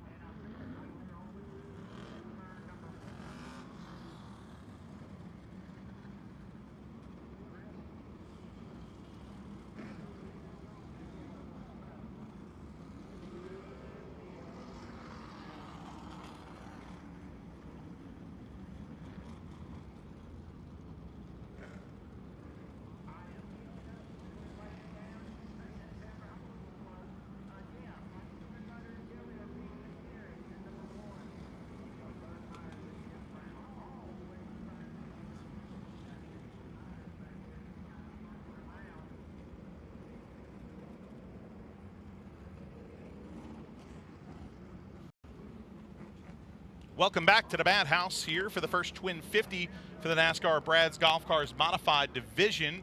We're going to have double file restarts all night tonight for these modifieds.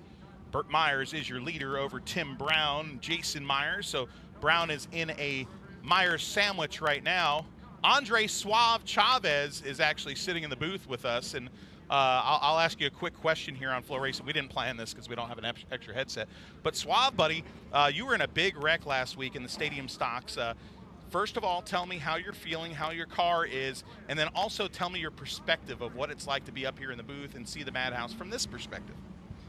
Yeah, it was a pretty big hit there last week. Just unfortunately, the throttle hung when we made contact coming out of 2. I just didn't want to stop because I thought we could really go for the win tonight. And you know what? If the things played out the same way as it did last night, there was a pretty good shot of that. But just tremendous support from everyone, a lot of phone calls from everyone, including you, Matthew, and just meant a lot to me. And it was a really good Sunday after, surprisingly. So, but being up here, though, it's just very electric. It's very magical. You know, I always love coming up here. I think that's always the best way to go watch a race, come up to a booth or come up and to one of the suites or something like that, Daytona, just anything like that. But this is a pretty cool experience here right now. All right, Suave, we appreciate you. We're glad you're okay from that big wreck. And, hey, if you want air conditioning, there's a back step right there, and you can sit down here, enjoy some AC, and enjoy some beautiful short track racing with us here in the Flow Racing booth. Suave, hey, by the way, do you like your new nickname, Suave? I'll take anything at this point. That's awesome. Andre Chavez, one of the racers of the Stadium Stock Division. And folks, back to this modified 50-lapper. The choose cone is now out. So if you're new to flow racing, the leader gets to choose the inside or the outside, and subsequently behind him. So now Tim Brown puts it to the outside. Riley Neal will go to the top side. No surprise here for this. Early on, 20 laps into the first Twin 50, the Red Oak Brewery Twin 50s tonight for the NASCAR Modifieds. And what a front row. We've seen it a few times this year. Brown on the outside, Myers on the bottom. Now, the modern Chevrolet Pace vehicle does not pull into the infield. The yellow flag is back out. So we will try to reorganize this group. Race officials seeing something that they didn't quite like. As this field bunched out double file to go to the restart. There's a look at your point standings. Tim Brown, Burt Myers in the shot. First and second in the points as well. You can't script it. 10 points. That's nothing, especially with double points night. This is... fans that aren't a fan of Myers or Brown are going to hate me saying this, but this is just a iconic season to this point. They've done so cleanly, they've done so respectfully, and now we are watching yet again another Myers v. Brown in 2026. Coming to the restart, lap 20 on the board. Orange bumper, orange car, throttles down, green flag is out. The dance into the south turn goes to Myers. Now Tim Brown will try to get to the bottom right here. Good drive off the corner. Here comes the four of Jason Myers. He lets him in. He almost made a hole there and then almost got himself in trouble. He almost stacked it up and allowed Jason Myers to get to the inside, but now Tim Brown starting to work his way ahead of things. Meanwhile, Junior Snow still stuck up on the high line. Chris Fleming, the showstopper there, making sure that he maintains his spot on the inside. Where is Snow going to be able to get down or not? Cuts right in front of Daniel Beeson. Aggressive move to clear himself. And then they stack up behind. There's contact in the middle. There are cars slow. And maybe a problem, indeed a problem for Mason Lawson, who stops it in the middle of the south turn and brings out another NC811.org caution. Mason Lawson, the nephew of Puddin' Swisher, the rookie competitor, the Greensboro Grasshoppers Can-Am Harper number 82, renumbered 53 tonight. That was just a logjam, buddy. That's what happens. Like polka, polka, polka, the little accordion effect here at a tight quarter mile. And you saw Junior Snow struggling on that outside and trying to make real estate for himself in front of Mike Spini, and contact ensuing. Now, the track crew out there putting down some kitty litter, or as I like to call it, speedy dry. Some fluid pouring from underneath Mason Lawson's machine. He and his dad working together on that race car all day here at the Madhouse, trying to find speed in the number 53. And of course, not the night he hoped for. Hopefully they can get that car maybe back out for race number 2, the rookie competitor, Mason Lawson. Looks like there was some suspension damage to the right front, so they'll have to fix that as well. So that may complicate the matter as to whether or not we see this fabulous tribute from the great nephew of Puddin' Swisher, as we talked about a little bit earlier in this race.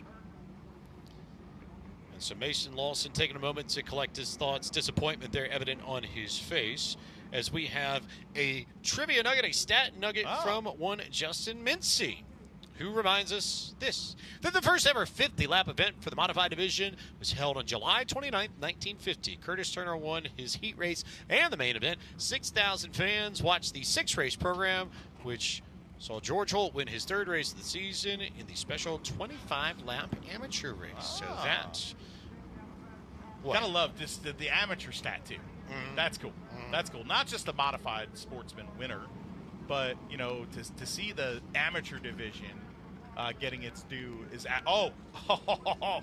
you know, I've been saying fire up the Facebook, folks, when Little Donuts comes in here, but let's fire up the Facebook now, all you haters, because you fired up the Facebook this week pretty well. I didn't fire it up. My friend Chris Weed there, she was a little grumpy, but, you know, we still love her because she's a fan of the Madhouse. Shout out there, Miss Chris. But hey, S&P Lemonade is in the house. Let's pass it around here. There's the little donuts, but the S&P Lemonade, Seth, who owns it, okay, sponsors a lot of these race cars here, and he brought S&P refreshment to us in the booth, and we appreciate. He is pouring sweat right now. Worse than Mason Lawson's car is pouring water on the racetrack, and right now he is refreshing our booth. S&P Lemonade, when you're here at Bowman Gray Stadium, make sure you do it. And Seth and I are going to work together, whether it's this year or next year, on a special new flavor.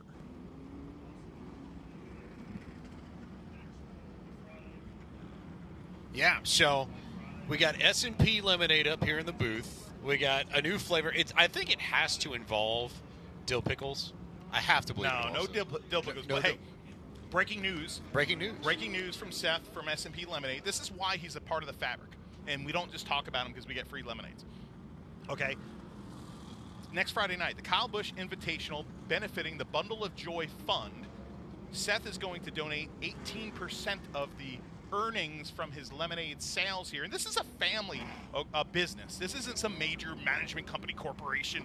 This is him. He's hawking lemonade, sweating all around this place. He's going to donate 18% in honor of Kyle Busch to the Bundle of Joy Fund. Bravo. Folks, bravo. So if you come here on Friday night, get your butt to the S&P Lemonade stand, or if you see him hawking lemonades up and down the grandstands, buy one, because I personally, you're going to find this out next week. We'll talk about Bundle of Joy Fund a lot next week, because that's what that race is for. It's not just Kyle's legacy. And Bundle of Joy is very close to my heart. So it's great that Seth is going to do that, and that's what makes the stadium beautiful. The moments today, like putting Swisher's lap, okay, all the respect shown. Just little things like that. That's what makes Bowman great.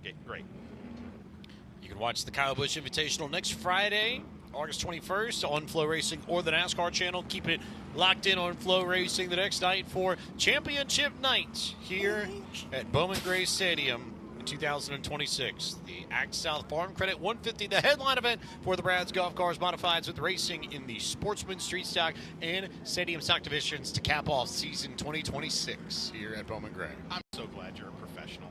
I went to do my typical toss my empty sun drop to the trash bucket. Didn't realize I didn't mute my mic. I missed it. I almost ricocheted off of Suave Chavez's head, first of all. But luckily it missed his head. It made a right cross. It hit the garbage can. It poured into a backpack, I think. Okay. You know, the little that was left. I don't leave a lot of sun drop left behind, but now basically I'm shooting myself in the foot here, because now I'm giving the Facebook haters something to even really, they should hit mute right now. You should, or I'm they going to should. hit mute. I'm going to hit mute. I'm going to drink a lemonade. Bye. All right, so he'll get some of the Blood Flow Orange S&P Lemonade. The Flow Racing colors. The Flow Racing, it's got a flashing light on it, and it's distracting me. But you can also change that I flashing just light. saw a squirrel. A squirrel? Yeah, it's like, you know when you get distracted? Now back to the modifieds. Okay, there he is, the 107-time winner, Burton Myers, at the front of this field. 106 modified wins, 1 sportsman win. Right to his rear, a driver that has won 107 modified races. And that is the number 83 car, the Rocket from Tobaccoville, North Carolina. And that's Tim Brown. The two greats battling it out once again for a victory here in this division. And then, hey, folks, 59 career wins. Looking for career wins, 60. Right behind them is the number 4 car. The other Myers, there's a lot of Myers. Choose cone is out, but it is tipped over. Oh, the poor choose cone. It's laying down on the job. Poor Cone. Poor Cone. Coney's laying down on the job. Where's Chuck Crawl when you need him? Oh, yeah, Charles Crawl. Mm-hmm. Yeah, Coney, get up. Get up, buddy. Matt Garrison's going to revive him. Matt Garrison, the assistant flagman, who is also the cone operator. If you revive a cone, does it get 3 lives, 3 hearts, or 3 cones?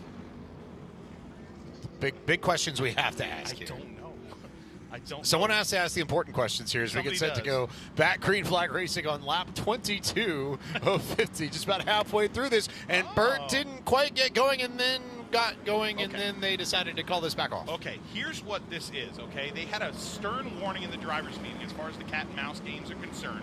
The leader on restarts need to be the first person to fire in the box.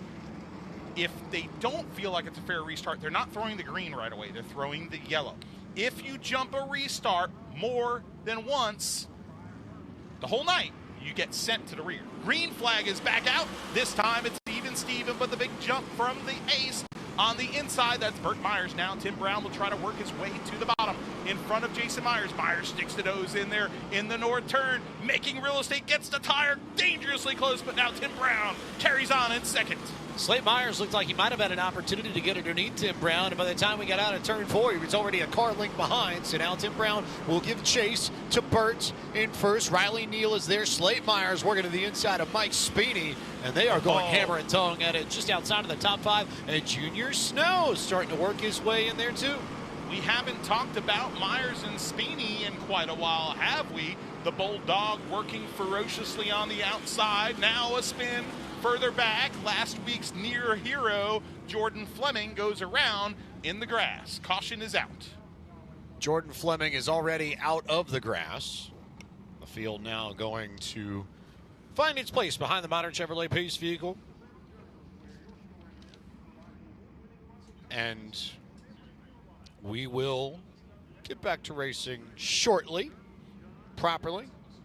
Be curious to see how things pan out between Tim Brown and Jason Myers in particular. That's been a very interesting battle the last handful of restarts that we've had, where Burt has been able to get away, and then Tim has had to be pretty aggressive getting in front of Jason Myers just to lock down that spot on the inside lane. Wonder if Jason's going to cut Tim the same kind of break this time around. It's early on in the proceedings, but Matthew Dillner, you have an observation? Yeah, I've been watching some of the cars in the field right now, and, the number 15 car, the white number 15 car of Ryan Flores, started 12th tonight, and he's holding steadily around the 10th position right now, but an unexpected return to the Madhouse. I didn't expect to see Skippy here, but he's got the Citrus Safe Pro number 15 back here at the Madhouse, and I was like, hey, where were you last night? You didn't practice this morning? He's, no, I just got here. And I'm like, what do you mean before the driver? He's like, I just got here. I was in Knoxville last night. So he was up with the Knoxville Nationals running this weekend, and he said it was a lot of fun. He said that they race a lot, and then he also went to the Dingus Lounge, which is the bar there, and he says that they really like to have beverages there. And I'm not talking about S&P lemonade, but he said that was an absolutely fun experience, but he is looking forward. He's got his wife, his little girl here today in the pit area, and he is loaded for bear, trying to get his big win here at Bowman Gray. Flores, I believe, 9th? 10th? 10th. Justin Mincy here to catch us on the map as we get set to go for another restart here. Well, it jumbles up because we got the cone. He might restart higher, depending on if he chooses inside or outside. I don't think so. Nope. On the outside, it's Tim Brown. It's Riley Neal on the outside, as well as Slate Myers choosing the top. The inside row has Burt Myers, Jason Myers, Chris Fleming, the showstopper, and Mike Speeney. Treacherous double file restarts all night long for the NASCAR Brad's Golf Cars Modifieds, and these are why these races are my favorite. I love the Twin 50s, and tonight's Red Oak Brewery Twin 50s are back under green. 24 laps on the board, and a stack up. Junior Snow, third place in points, spins through the infield and gets clobbered. What kind of damage does Junior Snow have or does not have on the left rear tire? That's the one that made the contact. We don't have a shot of it now. We'll see whether or not Junior can get going. He slid through the grass and it caught speed. I mean, there was a lot of rain in the infield. I don't know how that developed. It looks like that car is no worse for the wear after that contact. He's going to feel it out here, going back and forth, trying to feel if the rear end is any bit out of sort for the driver from King, North Carolina, in that number 51 car, the family-owned machine. Talking to Donnie Tarantino this weekend, who's his future maybe future father-in-law, and Ardmore Coffee, by the way, joining them, a new sponsor. But talking to him about trying to get that car dialed in for Junior Snow all season long, and he's had quite a season. You see him right there. He kind of comes up. Oh, Holloman kind of reacted to Slate Myers hitting the wall, and he kind of came down, and that kind of caused that whole stack up. But great job by all these modified drivers to get past this without spinning their car on brakes. Skip Flores is slow right now, but wow, what a job. And Junior Snow luckily avoided those barriers right there, and Jonathan Beeson as well. Daniel Beeson as well. I did it again, Beeson. Ethan Truhl getting by it as well as Jonathan Brown. I think the interesting thing is that it was Hollow. Like, Slate Myers was the first one to have trouble on the outside. Yes. And Holloman went to avoid Myers. Yeah, he reacted. Which then made Snow react, and Holloman was the one that Snow made contact with over in 2. Yep. Which underscores how wet this infield is. You think of a few weeks ago when Justin Taylor clipped the Jersey barriers in the middle of the north turn with all that rain. Same, almost exact sort of incident that we just saw there. Gain speed. And so I think if I'm a driver and I see that happening, I'm very, very wary of even attempting to go south of the curves and the turtles here, because if you touch that grass, there is no grip. Well, in the old days, and let's also bring you on the inside. The drivers' meeting today, we were told, the modified drivers were told, if you stop in an incident, even if you weren't part of the big incident, but if you stop, you will be going to the rear because you will be judged as part of that incident. So a lot of times here traditionally at Bowman Gray, when you see a wreck in front of you, you dive to the infield. You don't want to do that tonight. So definitely some changes in the modified division as far as, the new timing and scoring. They're getting things figured out and doing a great job. They had some long cautions last week and took some criticism by the competitors, and they reacted to that criticism in a fine manner, okay? Just outlining what they wanted to do. They already worked on what the improvements would be this week. That's called managing. And, the stadium officials here are doing a good job learning a new system. This place, remember, is operated on hand scoring for years. This is new to them, and it's not just easy out of the gate. So throw all the barbs you want. When they make a mistake, they're trying to correct it, and they addressed this in the drivers' meeting today. But one of the things they addressed was if you do stop, you are going to the rear. So you're going to see drivers making sure they don't stop in that caution flag. So, that and the restart procedures, outlining them a little bit more clear for the race car drivers here at the Madhouse, in the drivers' meeting. A little bit of neat neon there from the friends at Kona Ice, one of the many concessions options available at Bowman Gray Stadium. Right next to the wrought iron entry of section number 14, which is right on the exit of the south turn as you start working your way towards the back straightaway. There is the big cone. Choose cones out, yeah. Revived with all 3 or 4 cones or whatever, hearts, what have you. It's fine. The cone's okay, folks. Have no fear. Myers, Brown. Myers, Neal. Showstopper, Slate Myers. The Bulldog takes the inside. Superman takes the outside. Skip Flores to the inside. Hal Southern to the outside. Gotta be a little bit lonely if you're that cone out there all by yourself. No, man. I mean, you got 600 horsepower ground pounders going inches away from you. I mean, I'd be fearing if I was the cone. Matt Garrison, though, doing his great athleticism there to get the cone back behind the wall and join Randy Smith in the flag stand now. Jimmy Absher, the great racer, pulls the modern Chevrolet pace car behind the north turn. Here we go again. Myers, Brown, green flag, lap 24. Here we go once again. Tim looking for a spot on the inside.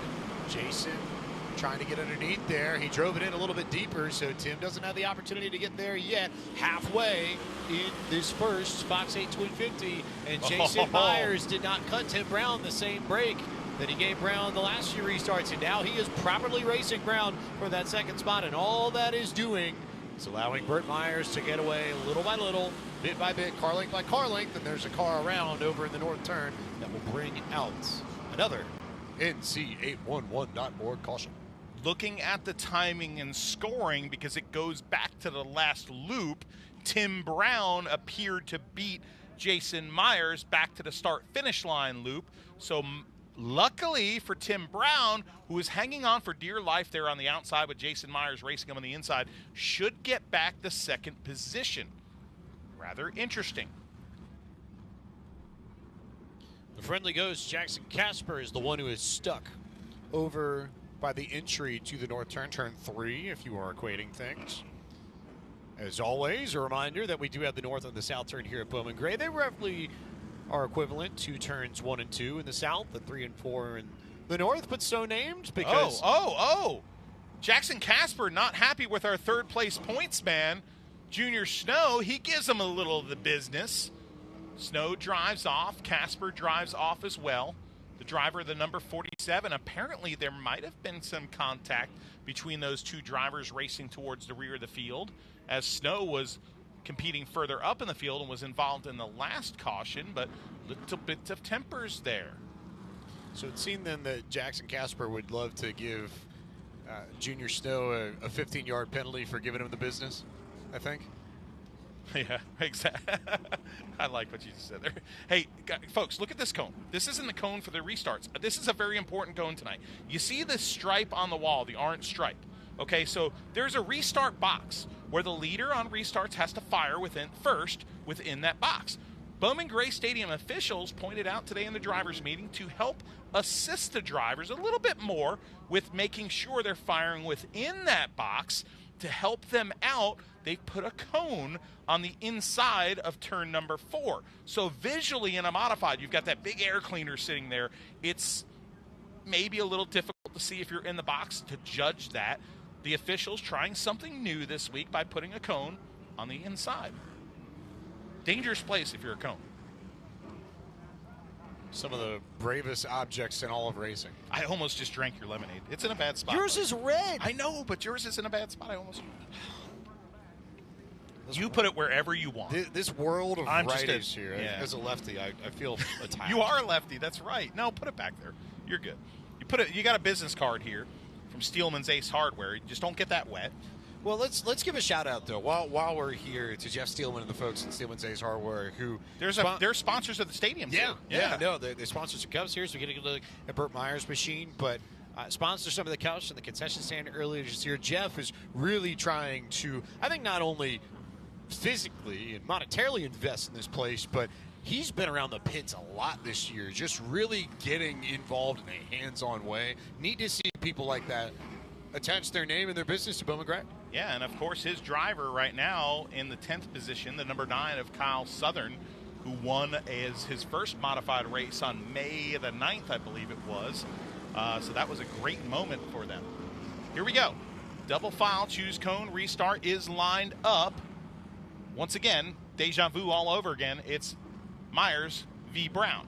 The battle for the bottom will be on unless the 83 can keep his rocket up top. Green flag is back out. The dance into the south turn goes to Myers. Now the 83 back on the throttle. Can he get to the bottom? Here comes the number 4 car of Jason Myers, the working man working that open wheel machine to the inside of the Jerry Hunt Supercenter machine. Give him the spot. Jason Myers trying to complete the pass to take control of second outright. Tim Brown looking for a window underneath Riley Neal, but he couldn't find it underneath Myers, and now Neal is battling Tim Brown for the 3rd position. Getting pretty close there in the south turn, but Tim Brown has not found a way to get to the bottom just yet. A little bit further back, one car in the wall. It's the Flying Taco, Denny Probst, and that will bring out another NC811.org caution with 22 laps to go in the first Fox 8 Twin 50 of the night. There is the tacos machine, and there's Seth. We were talking about Seth hawking lemonades. There he is entering the shot. Ryan just pointed it out. A little TV time there for you. He's here. He's there. He's everywhere. Seth Caldwell. Oh, that's great. There he is. He's texting us now. He's just taking some money from people. Look, you don't even have to pay cash. You see how the lemonades light up, too? That just lights up my life. But, you know, a guy that needs a lit up lemonade right now, I wish there was a little hole in the fence so he could give the number 00 there of the Flying Taco, Danny Probst, a lemonade, because I bet you he needs it. Folks, as the Flying Taco, you know what? Let's see. Is the Flying Taco going to get out? Folks, if the Flying Taco is going to get out of his car, we need to show this. Because here he comes, folks. The El Padrino Mav Music 00, the greatest fire suit in the history of short track auto racing. Folks, gotta love it. The Porter Wagner nudie suit, a little bit wet tonight. aliens sucking up cows on the back, cactuses, covered wagons, wagon wheels, bow tie, because every modified race should be formal. But this guy is no joke. He is a hardcore racer at heart. Great dude. Absolutely funny, hilariously funny individual, but takes his racing seriously. He's a former late model racer at places like Concord Motorsports Park, and now Probst gets back in, a little right front damage on that car, and while we tow his vehicle off, let's take a quick break on Flow Racing.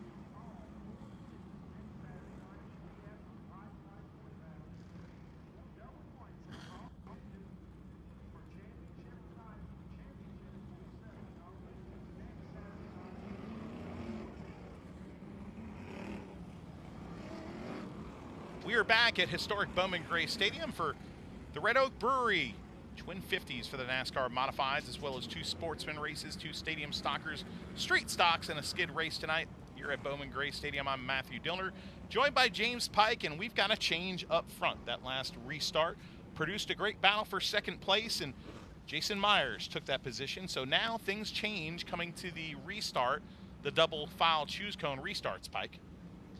Double file make you smile usually. Ben Dodge. But not for Tim Brown in this case, who took the gamble, tried to go high, lost the spot to Jason Myers. So if you're Tim Brown, are you still going to the high line in this case? I don't know. You know, we were just debating this right before we came back to break, because I'm like, most people would go to the high side. The way Bert's car has been firing under green, would it be safer for the 4? Serious question. Would it be safer for the 4 to start on the inside? But you do have your brother starting alongside of you. So if you time the start right, the number 4 can get down quickly. Because if you start on the inside, then you're giving Tim Brown a shot, a chance on the outside to possibly get the lead. This, folks, is going to be interesting. The choose cone comes out right now. Burt Myers, of course, will choose the bottom. Jason Myers, as we said, chooses the top. Licking his chops in third place, he's going to try to fill the hole that is the Rocket, Tim Brown. Riley Neal took the top, and John Holloman did as well. And we'll see who's going to be the next after Mike Speeney. Kyle Southern goes high. Jonathan Brown takes the high line. Randy Butner will go up that way. Jordan Fleming, Junior Snow, Jackson Casper, Daniel Yates. All the drivers who end up on the high line as this restart will come on lap 29. When it does come, they just wave the yellow flags again, so we'll extend this caution one more lap before we go back racing. The good thing is for you fans at home, they are not counting cautions. So, you know, these extra laps here to get the cone in safely. They just hurt the fuel tanks, I guess. Yeah, it won't really affect things in this race. So now Randy Smith points the number 1 to the flags.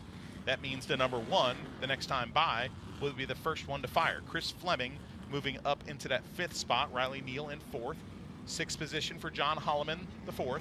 Remember, Fleming and Holloman got together during last week's modified 100 lapper. Now they start side by side in row number 3. Plenty of things to look out for as we come to the green on lap 28. Myers and Myers will lead you to green. How do the brothers Myers handle this restart, and can Jason get in behind Burt? Not particularly. They're going to have to go door to door because Tim Brown got a pretty good jump of his own behind Burt. And now, as they, beautiful move there, really well executed by Jason Myers to back off just a little bit. Meanwhile, behind it, contact that stacked up everybody. Riley Neal got a bump, and the loser of that is John Holloman, who got sent back about 5 or 6 spots just off the contact. So now Myers, Brown, Neal, Myers, your top 5. All 3 Myers family members in this race in the top 5. Slater's worked his way up to 5th. Spini on the outside right now, fighting for dear life. On the inside is last week's winner, Jonathan Brown. Jonathan Brown to the inside of this battle right here. Spini to the outside. That is a battle for 8th position around the famed quarter mile. And right now, Brown trying to get that car cut, getting the drive off. John Holloman, the 4th, will try to fill the hole. The Bulldog not wanting to give up yet on the top. Mike Spini just does not have anywhere to go. He makes contact there down the front straightaway with Holloman a bit. More contact in the middle of the south turn. Holloman completes the pass, and Spini is going to have to settle in line. Oh, a big shot. A big shot from Spini to the back bumper of Holloman. Oh, boy, remember contact in a lot of instances last week, but that was pretty big contact there. Holloman drives away. He will now have the 9th spot, moves Spini back to 10th. Kyle Southern now embroiled in a battle behind that with Ethan Truhl. Gets the spot on Ethan Truhl, so Southern now up to 11th. Truhl back to 12th. Single file just about everywhere on the racetrack. The best battle might. Oh, contact again between John Holloman and Mike Spini. Spini sending a shot and a message in the middle of the north turn. Keeping an eye on Spini and Holloman. They have not raced each other particularly well over the last few laps. Another shot there as Holloman is delaying getting back on the gas in the corners. That is key defense right there. Making sure if you get hit, you're getting hit square. Also thwarting the advance of the car behind you. Pure textbook defense right there. You took defensive driving maybe when you're in high school, but that right there is Bowman Gray 101 by the driver of the 69, and the driver of the 10 simply does not like it. Mike Spini going to have an opportunity here if he so chooses. Quite get on the gas. We're watching these two very intently. This is the best battle on the racetrack so far. Skip Flores, they're starting to put pressure on Chris Fleming a little bit further on the racetrack too. That is the battle for 6th and 7th that is ensuing just in front of this. Holloman once again getting a bumper from Mike Spini. Spini all over the back bumper in the Black Sand Company, number 69. Going into the north turn again, a little bit of a nudge from Mike Spini. And now you're looking at the battle of number 16 and the 15. That's another battle. Now back to this one right here. 69, 10, Superman, Bulldog. 10 laps to go in the first twin 50. Now sideways goes the 69 from the front iron of the number 10. Mike Spini is trying everything he can to muscle John Holloman out of the way, but he has not found any sort of opportunity underneath Holloman's machine. As they continue to fight, now he really does set him. That might be, he might have finally just found it as soon as he said, and Holloman waits, and then Spini lays on the brakes, and now they're just ready to get into each other, and Holloman finishes Spini off to bring out a caution now on lap 43. Wow, we just saw some fireworks here at Bowman Gray Stadium. Defensive driving leading to tempers here at the Madhouse, and Spini, some contact of his own to John Holloman. Holloman did not like it, cut back down behind him, repaid the favor, exacted that revenge that we so often see here at the Madhouse. We'll see whether or not Spini decides to go drive up alongside Holloman and offer Holloman a piece of his mind at this point. But for now, Spini is hanging out towards the back, and now he's going to go to the outside. Let's see whether or not Spini is going to go all the way. He's slowly sort of creeping up through this field. Holloman's right at start-finish now, mind you. Spini is going to drive around the outside of these cars and possibly bring his car to the attention of his QRC HVAC and refrigeration crew that parks right behind the back doors of the field house. Spini going to settle in. Doesn't appear like he's going to go to the pit area.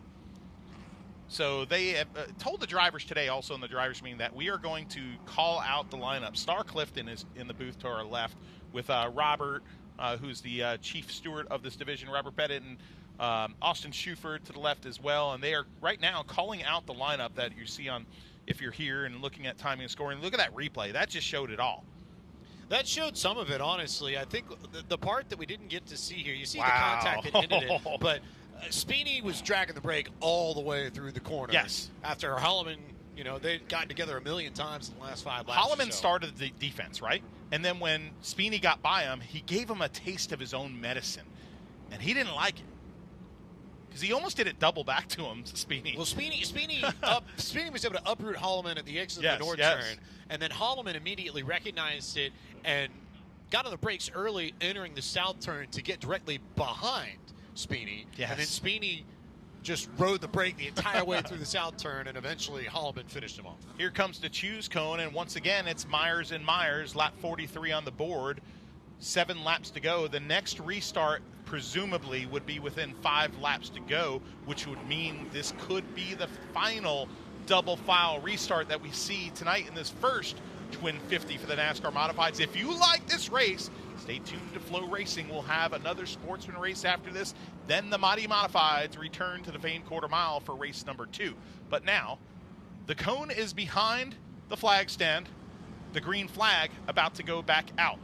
Myers, Brown, Neal. Green flag is out. The dance is on into the south turn. Brother versus brother. Now the 4 looks to get behind Burt Myers. He does so. Closes the door. Behind him, it's the Rocket and Riley Neal side by side for third.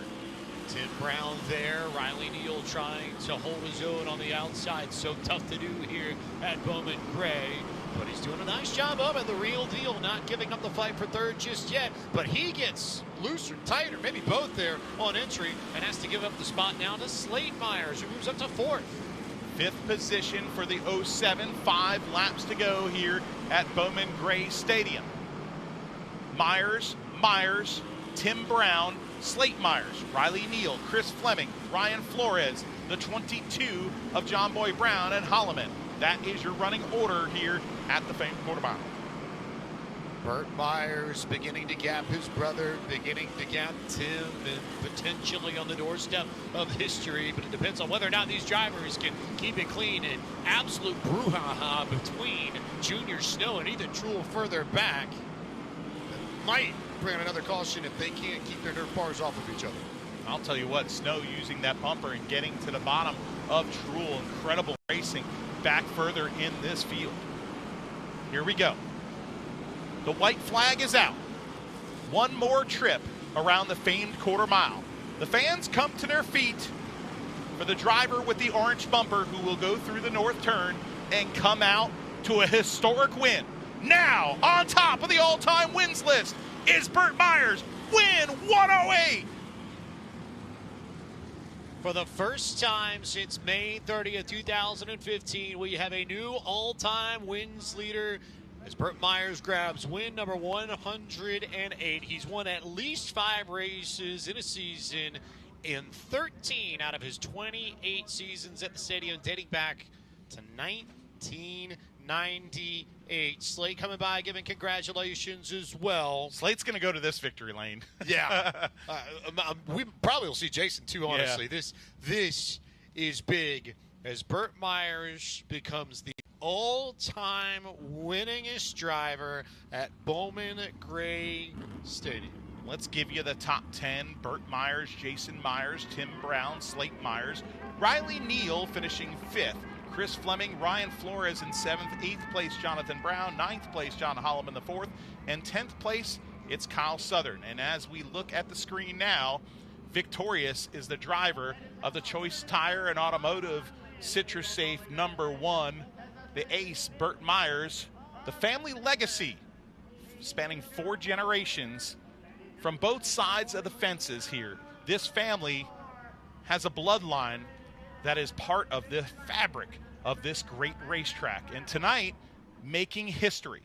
Slate Myers joins him in victory lane for the celebration. The family and friends and crew pour out onto the racetrack, and also Randy Smith will be in there with a little baggie that will determine the redraw for race number 2.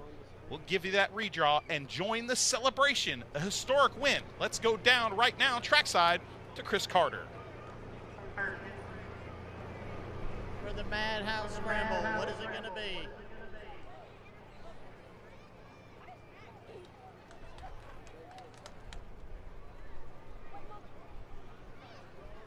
Choice Tire and Automotive, Citrus Safe Cleaners, Laughlin Concrete Company. I need the bottle cap.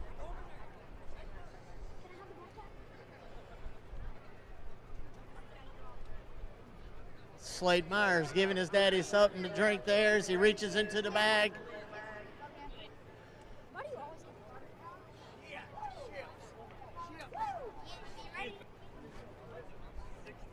16. Bird Myers draws a 16.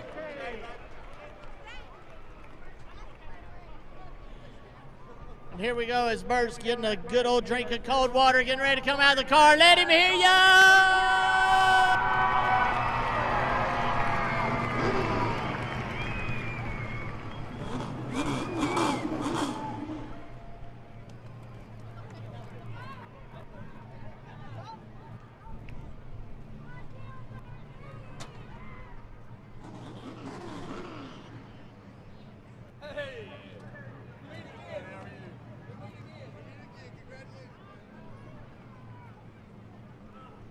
Bert, earlier this year you said when that #1 car gets out front, it's on a rail and it's hard to beat.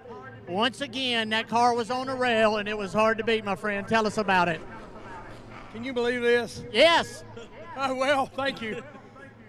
We got a great car, but it's also about how the chips fall. And Matt was here tonight, put us on the pole with the redraw. We earned the pole, but it's Bowman Gray, man, so you never know what's going to happen. But I see Jeff Denny up there. I wish he'd have come down here and hung out with us in Victory Lane.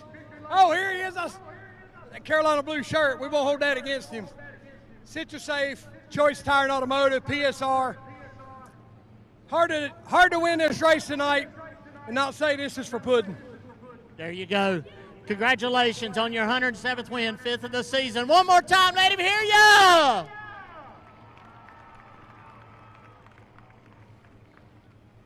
Burt Myers winning his 107th modified win, but his 108th win puts him alone on the top of the all-time wins list. Burt Myers holds that distinction. Victory Lane is going on now, and it is quite the scene, but they have one more 50-lap race for the modifieds.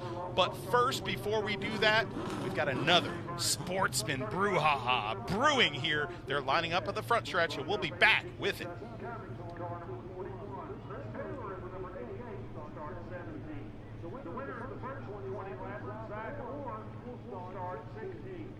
Starting 15 was number 12, Justin Taylor. Billy Gray, 98, along 14. Starting 13, 38 was Mitch Gale. Running on 12, number 21, Tiger Tom Neal. Starting 11, 03 was Sterling Clements. Running out 10, number 99 was Brian Sykes Jr. Nate Gregg at 28 will start 9. Starting 7 is starting 8 is number 26 at Austin Cates. And rolling out 7 is Jaden Cordell. Starting 6 is number 15 is E. Dawson. Scott Wilberian, the number 26 will start 5th. Rolling out 4th is number 18 is Kenny Boss. While Kyler Staley is car number 7. He's normally in the street spot. He's moved up to 4th in the division tonight. He will start 3rd. And the front run consists of number 37, Chris Massey on the outside of row number 1. And Judd Weevil scheduled starting point in car number 42. That's your starting lineup. Scheduled starting lineup for the second 20-lap event tomorrow in John Merrill Sports Series.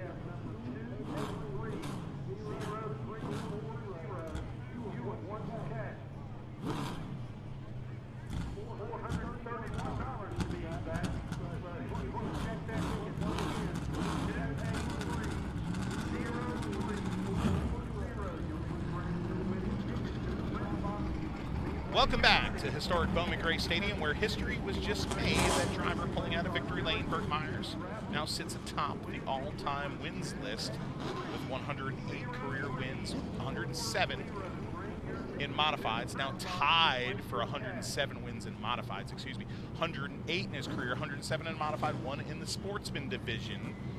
But hey, speaking of that sportsman division, guess what, Pike? Just rolled out onto the racetrack. Let's give you the starting lineup for this sportsman race. Starting on the pole, Cardinal Plumbing, number 42. It's Joel Weevil. Alongside the 37, it's Nasty Massey, Chris Massey. Starting in third in the number 7 machine, racing for Duke's Tavern out of Lexington, North Carolina, it's Kyler Staley. And starting in fourth, also to Lexington, North Carolina, in the 18 Uptown Barbershop machine, it's Kenny Bost. Folks, in the next row goes the driver of the number 36. It's Scott Kilbury. Now, alongside that driver, it's the 15 of Tristan Barnes. It says T. Dawson, but that is Tristan Barnes' car, the number 15. Starting in 7th in the number 90 machine out of Rockwell, North Carolina, racing for the legendary garage, it's Jayden Cordell. And starting in 8th, the 26 out of Tobaccoville, North Carolina, Austin Cates. Starting 9th tonight, the 28, the Bowman Law Machine for Nate Gregg, alongside the Sykes Metal Roofing number 99 for the strong rookie. It's Brian Sykes Jr. Starting in 11th out of Winston-Salem, North Carolina, and the Goats RV Repair number 03, the Rockstar Sterling Clemens. And starting in 12th out of Rural Hall, North Carolina, and the Affordable Towing number 21, the Tiger, Tommy Neal. Starting in lucky position 13 is the driver of the Tough Shed, 38. It's the good guy, Mitch Gales, alongside starts your points leader in the sportsman division, the Rocket Donkey number 98. It's Billy Gregg. Starting in 15th out of Winston-Salem, North Carolina, the Paulson's Lawn Services number 12, Donkey Strong, Justin Taylor. And your first race winner, inverted back to 16th on the grid from Lexington, North Carolina, and the Quality Glass Service number 55, Zach Orr. Starting in the next position, the Walkertown build number 88, it's Chris Taylor. Alongside, it's the Velocita number 41 for Kid Dynamite, Justin Cummins. Starting in 19th in the sponsor one in number 5 out of Martinsville, Virginia, it's Jonathan Simachek. And starting in 20th out of Oswego, New York, and the MH Cleaning Services number 24, the Furnace, A.J. Furnace. 20 cars will start this race for the law officers of John Barrow Sportsman Division, their second of a pair of races this evening. The top 16 have been inverted from our first race. That is the number that Zach Orr drew at the Madhouse Scramble. And you look at your driver currently second in points, who will start very close to one Billy Gregg. This is going to be a lot of fun to see how this pans out as the lights are off. We need our cameras to kind of watch out for this one. Right. It'll be exciting here as the lights go on the modern Chevrolet Pace vehicle, so the start will be delayed. We will see what race control needs sorted out in this before we go racing a second time this evening. Well, big moment for Kilbury, who's going to start at the point for this one because Joel Weevil and Kyler Staley have elected to go to the rear. There is the number 15 car making his debut this year, Tristan Barnes. I know we said it's T. Dawson, but T. Dawson's car got destroyed a few weeks ago. T's watching this race here, obviously, but the Burt's Garage machine for Tristan Barnes has entered the sportsman division here. No hood on that car. Still, yellow flag is out. We're not going to go green. A little bit of a shakeup as far as the lineup is concerned. Confusion with some of the cars that are dropping towards the rear of the field. That moves Kilbury up to the inside of the front row, the former All-Pro Series driver.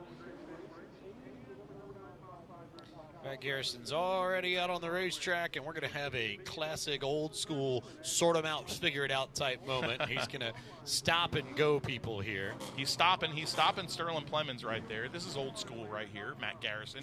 Stopping cars, making sure the lineup's right. He's going to go one by one here, and he's being told on the headset who is next. Waiting to see who gets called here. It is Mitch Gales who will get the wave to go. You know, when a car drops to the rear, it can be confusing, but the simple way to look at it is if the car on the inside drops to the rear, that row just moves up. It doesn't move up per spot like you would think. It's the row moves up. So I think some of the drivers might have gotten confused by that, possibly. Zach Orr there, the winner of the first race, the number 55 car. We've seen those two cars side by side a lot. We even saw Zach Orr on his roof yelling at the driver, the number 21, Tommy Neal there. But the sportsmanship they displayed last week was absolutely amazing to watch, and it thrilled the fans here. So wait to see. Chris Taylor gets waved ahead. Zach Orr's not agreeing with this. He's waving over Matt Garrison to his car to see what's going on here. But some lineup confusion here for the start of the law offices of John Barrow Sportsman Division. Of course, John Barrow, the law offices of John Barrow, great sportsman division sponsor for years. But John Barrow, an excellent racer himself, John Barrow was here at Bowman Gray Stadium. Billy Gregg now moves ahead of Orr. Tristan Barnes, we talked about him. Former champion at Pulaski County Motorsports Park in the Super Street division. Home track for the Barnes family. Great little facility, too. Lot of fun. The job they've done to that facility, too. I was just there for the Smart Modified Tour race live on Flow Racing, and it was just amazing what they've done to that beautiful racetrack. Had good bones to start with. That's one of the better facilities, I guess, short tracks in the area. A lot of great suites and great places to watch racing. I was so upset because I watched a race from the infield, Pike, and my brother told me afterwards I could have had a suite and I could have had a taco bar. I gave up a taco bar and a sweat and watched the modifieds down on ground level. Man, what a fool. All right, so Suave Chavez here is shaking his head because he likes tacos. Who doesn't like He's tacos? a taco enjoyer. I've never heard taco enjoyer. I've heard taco fan. Taco enthusiast? Suave doesn't ever surprise me, brother. Ever. Man, making us hungry up here. I like tacos. They're good. I always stop at Sheetz on the way home. I've never had one of those tacos. I've had their quesadillas, but driving with a quesadilla is a challenge. That I love my truck, and I gave up. I'm no longer a quesadilla driver. Quesadilla driver is not the phrase I expected to hear on our broadcast. Have you ever tried to eat a floppy quesadilla while driving a 2010 Dodge Ram? sounds like you need to have your quesadilla grilled a little bit more. They didn't leave it on the press. It's so hot and it's like gooey and awesome, but it's like flopping everywhere, man. Like I can't. It's just tough. Gotta get third world gotta problems. Get the tortilla First crispy. world problems here. Oh boy, there's stuff flying in the booth.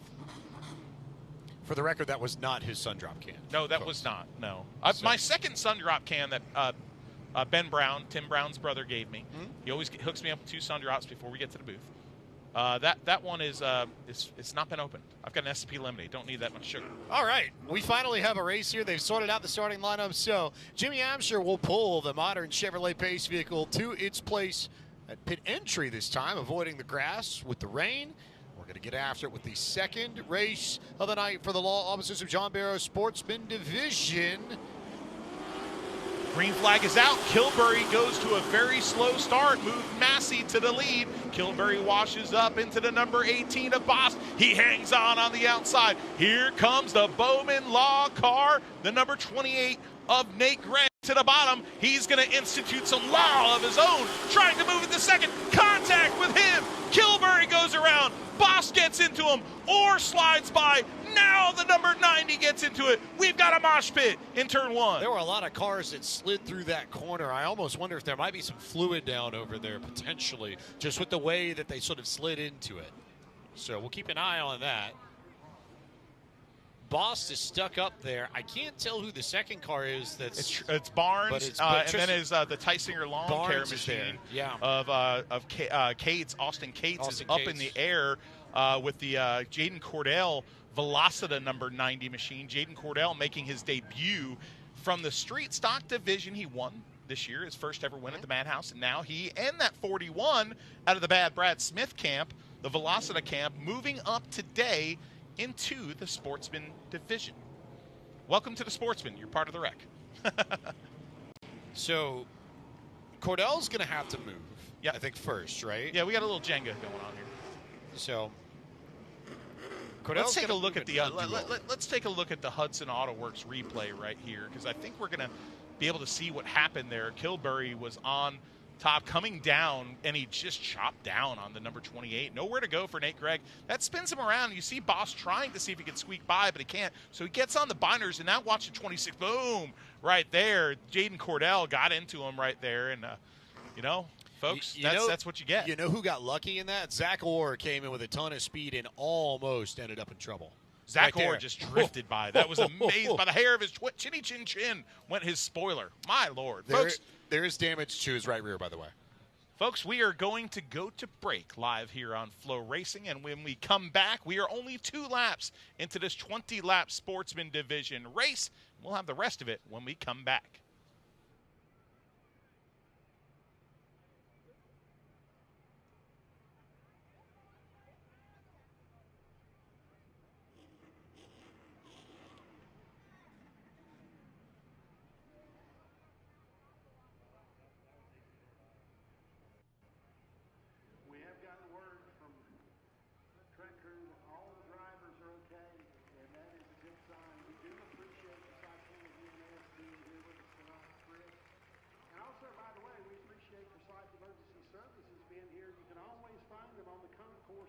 Section 21.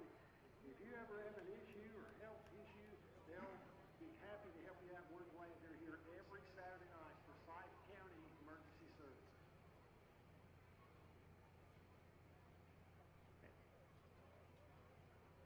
And Randy Pulliam is something we have to acknowledge, and it's been a sad week for all of us here at Bowman Gray Stadium. Not only losing Pudd and Swisher, but our buddy, the oil man, Randy Wilson, lost his life to cancer this week, and I was just looking at my phone, and every race that Randy Wilson would hear, I'd get a text message from him, and you know, now those text messages will never happen again, and I'm gonna miss my buddy Randy Wilson as well as, and I'm a tennis Pudd and Swisher, so it kind of gets close to home having 2 really great, amazing human beings taken from us. So let's just please remember the families of both in our prayers. Yeah, I will share with you, Chris. I may have told you earlier that when I was a little boy growing up, Pudd and Swisher was my favorite driver, and I don't know if there were racing shirts way back then, ever many, many, many years ago. But my mom found a red shirt, and she had found some white felt, and she cut out the letters and numbers and stitched it on that red shirt and said Pudd and 53, and I wore that shirt until I outgrew it and was threadbare. And so, yeah, you're right, Chris. He was an institution around here, and just an icon. And I'll tell you what, Chris, if we ever had a Bowling Gray... Here we are, back for the Sportsman race. We are under yellow flag. Actually, yellow flag is displayed, but it looks more like a red flag. Right now, we are playing a game that I like, and it's not beer pong. It's tow truck Jenga. And now the Austin Cates car has been removed from Jaden Cordell's Velocity machine. Now has been shredded of some of its right side sheet metal, and the CitraSafe track crew does their best to assist in maybe, well, they can't do much. They're just going to kind of fold it back there. Squeaky is and the gang are doing that. Now here comes the CitraSafe Gator, not driven by Eric Messer, that will push the 90 back. You see a Legendary Garage on that car. That's pretty cool to see joining this team. Legendary Garage, of course, Randleman, North Carolina. That's you know, Level Cross, Randleman, the Petty Garage, and of course Daniel Beeson working up there with that group. But Cordell, a fine young man, you know, that has really made a name for himself here at Bowman Gray in a very short time, winning his first race this year in the Street Stock Division. Night number 1 for him in the Sportsman class. I mean, not much you have to do with these race cars either to get them ready for the Sportsman Division. It's a change in a carburetor and basically a weight change that you have to do. That's all you have to do. So, you know, it's quite often that you will see a competitor maybe move up, or move down, or move around between the divisions. Now, looking at the field, Chris Massey's your leader. 2nd place, Nate Gregg. 3rd place, the Rockstar, Sterling Clemens. 4th place for the number 38 of Mitch Gales. 5th place for the 99 of Brian Sykes Jr. 6th place, move it up to Zach Orr, who won the first race. 7th place for the 2nd place man in points, Justin Taylor. 8th place for the number 21 of Tommy Neal. 9th place for Billy Gregg. 10th place for Chris Taylor.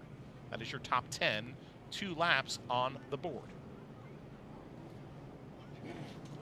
1 to go coming from the flag stands. The next time by, we'll get back to green flag racing. Lights are off the modern Chevrolet Pace vehicle, piloted, as always, by Jimmy Absher, who will take the field through our incident patch. For the most recent yellow, that's where they all got together off of the restart, where Scott Kilberry and Nate Gregg made contact. Nate Gregg will restart in second. If you're keeping an eye on Justin Taylor and Billy Gregg, Justin Taylor currently sitting in the 7th position. Billy Gregg in 9th. And Tommy Neal between them as the Pace vehicle pulls off. Chris Massey has the opportunity to lead us to green for the first time in this race. He takes off. Billy Gregg got a really good jump behind him and almost lost control of the car, but he's going to try and make the move, I think, as quick as possible because he knows what kind of ride Sterling Clements has. Massey with a little bit of a high exit out of the corner. Gregg with the opportunity to put the bumper, chooses against it. Massey, though, overdrives the corner and leaves the bottom wide open. Oh. And Brian Sykes Jr. will park it right by the wall in turn 4. That'll bring out our NC811.org caution once again. 4th place points man is in a heap in turn number 4 as they go over to the number 99 machine. Extensive front end damage, people hanging over the fence at the beer garden just to get a look at the rookie's race car as it sits parked there in turn number 4. Just as the battle for the lead between Nate Gregg and Chris Massey was ensuing there. Let's take a look at the Hudson Auto Works replay. He gets into the back of the 38, and it looked like when he did so, something broke. Something broke, and that car shot up to the outside wall. No, he knew immediately that there was something wrong with that car, and it's a little bit tricky from our perspective because the beer garden and the way the stands work here actually blocks our viewpoint in the booth a little bit. Yep. So I didn't see it, and you pointed it out supremely there because I wouldn't have seen it. I just caught it out the corner of my eye, and I could tell with the way that he stopped, one of two things was going to happen. Either he was going to stop before he hit the wall, but he was going to hit the wall, or he was going to hit the wall, and we were going to get a yellow regardless. So while we are under caution, we'll take a break, and then we'll be back with more action for the NASCAR Local Racing Series powered by O'Reilly Auto Parts from Bowman Gray Stadium live on Flow Racing.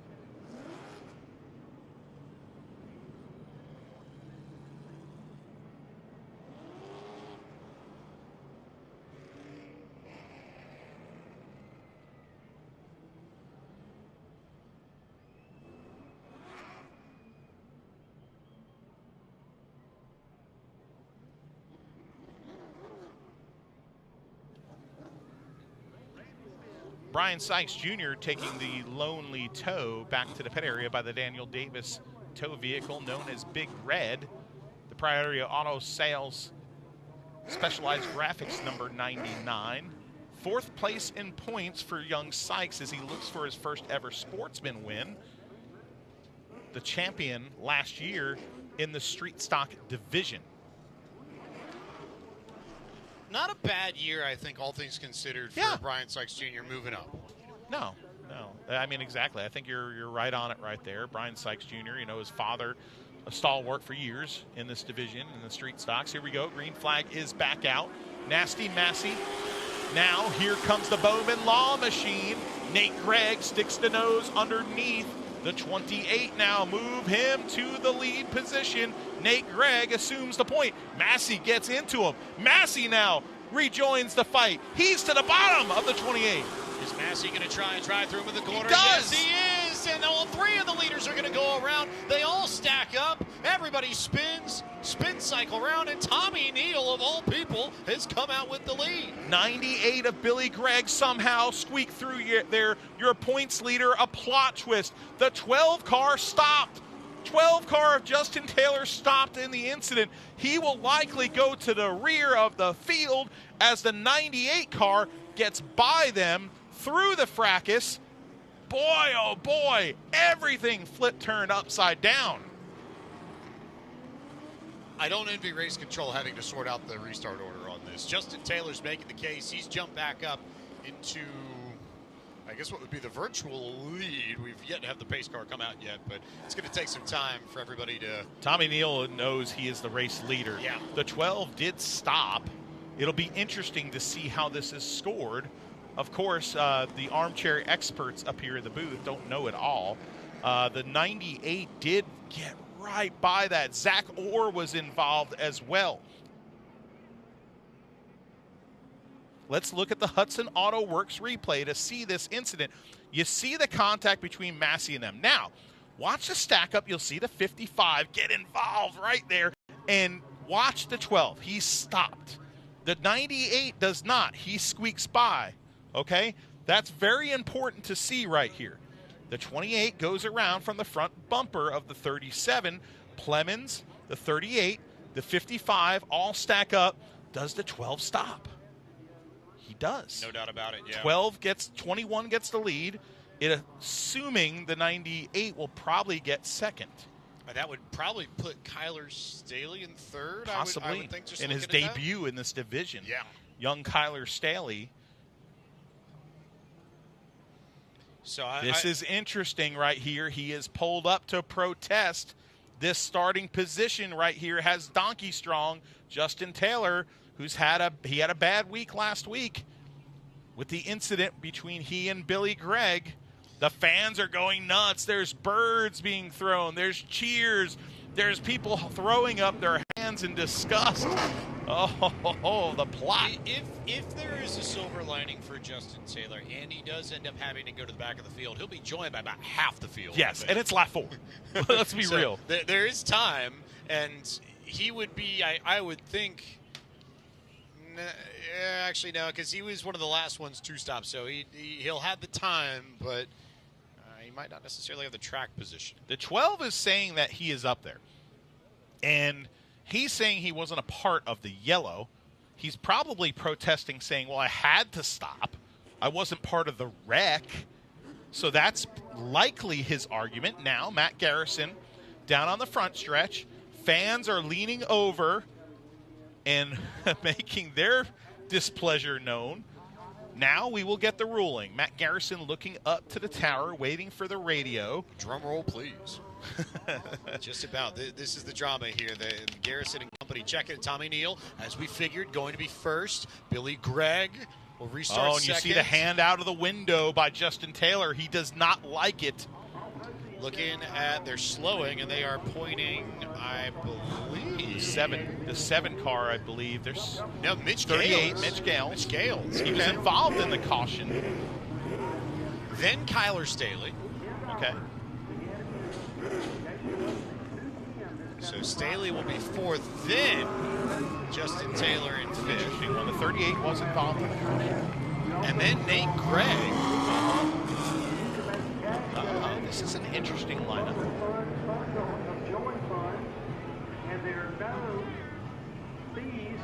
And then I believe they're pointing, I think I just saw him point to, yeah, Scott, or no, not Scott Kilbury. I thought it was pointing to Kilbury, but instead,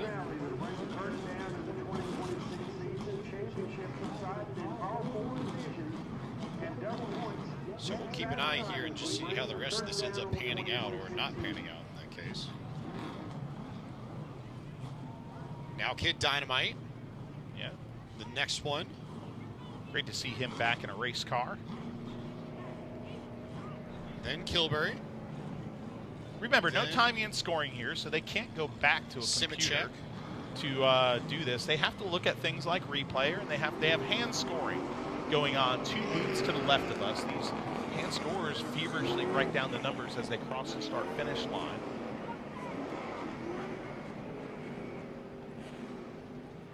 And that is a full lineup. So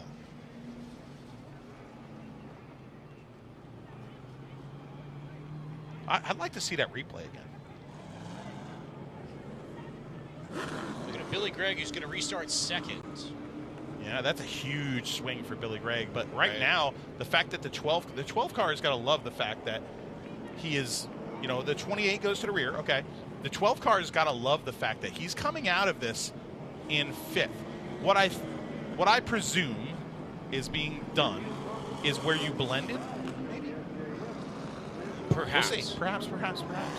Perhaps. That would explain why Massey would be ahead of Gregg. Yep. And it would explain why, yeah, I don't know.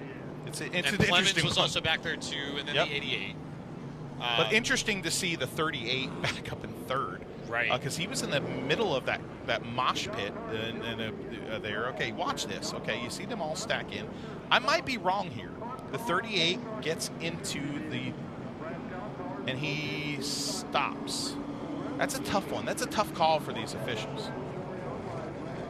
Looks like the line basically is that they put Gregg and Massey and Clemens as the 3 involved in the incident, and then everybody else in that stack up was deemed to be sort of stuck behind it and just couldn't go anywhere, to the point of Justin Taylor. You know all those people that say that, hey, Dillner, you don't do a good job announcing. You know, some people say, well, why don't you go out there and try it? These officials, let's just be honest with you. Officials have the toughest job. It's just like an umpire in baseball. Mm-hmm. Nobody goes and wears the umpire's jersey. They wear the athlete's jersey. The umpires only hear negativity and heat. Okay, Justin Mincy's shaking his head. He's an official on the Smart Modified Tour. He knows this. You know, the officials, hey, we all know each other. We're a fraternity, right? But you're only going to hear complaints when you're an official. Okay, so before you judge, maybe walk a mile in people's shoes. Sometimes balls and strikes are called right. Sometimes they're called wrong. But it's to the discretion of the umpire. This might be that case here tonight where there's going to be some people watching this that say, no, that wasn't right. Or some drivers hot under the collar inside their helmet right now. But in racing, there's a lot of balls and strike calls. And I think to be fair, that's just what it is right now. Racing around a football field, baby. Thanks, John Holman. So, after all of that... Can you reset the top, the lineup? I was literally about to do that. So, thank you. Tommy Neal, Billy Gregg, 38 Machine, the good guy Mitch Gales, Kyler Staley, and then Justin Taylor. Your top 5. How about Joe Weevil? Joe Weevil will line up 6th. First year racing a race car, the driver of the black number 42. Weevil, Justin Cummings, Scott Kilbury, Jonathan Simicek, Zach Orr, the rest of your top 10, by the way. Then, since we're here, Chris Massey, Nate Gregg, Sterling Clemens, and Chris Taylor. All 14 cars that are on the racetrack right now. So, we will have restart lap 5 of 20, and we are going to see how the new order of these cars shakes up this race. Tommy Neal takes off on the gas pedal. He goes. Billy Gregg follows through pretty well. Justin Taylor trying to not waste time. Almost got to the inside there. Kyler Staley, Tommy Neal almost got run over by Billy Gregg. Chris Massey is in the fence over in turn 1, and the yellow flag is out again. He's backed into it.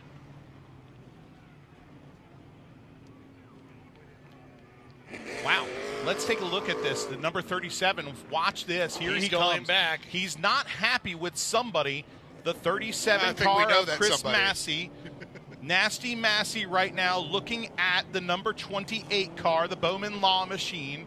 And I think Here comes Massey across the grass, and he is going to attempt to possibly strike the number 28 car.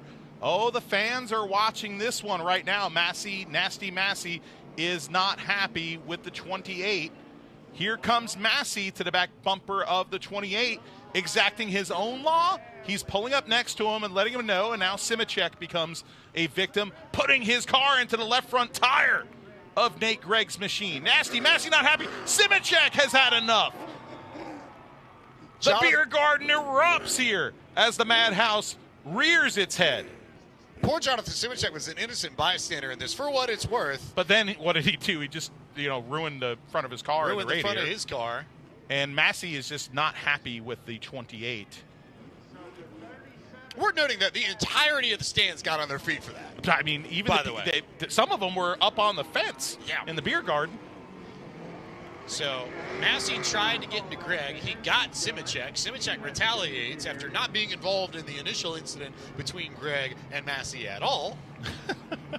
you feel for him a little bit, but I think Simicek's not a hot under-the-collar type driver. No. So for him to make that kind of statement indicates just how mad he was. Oh, now they are looking like they're kicking Simicek off the track. They pointed him off the track because of his damage.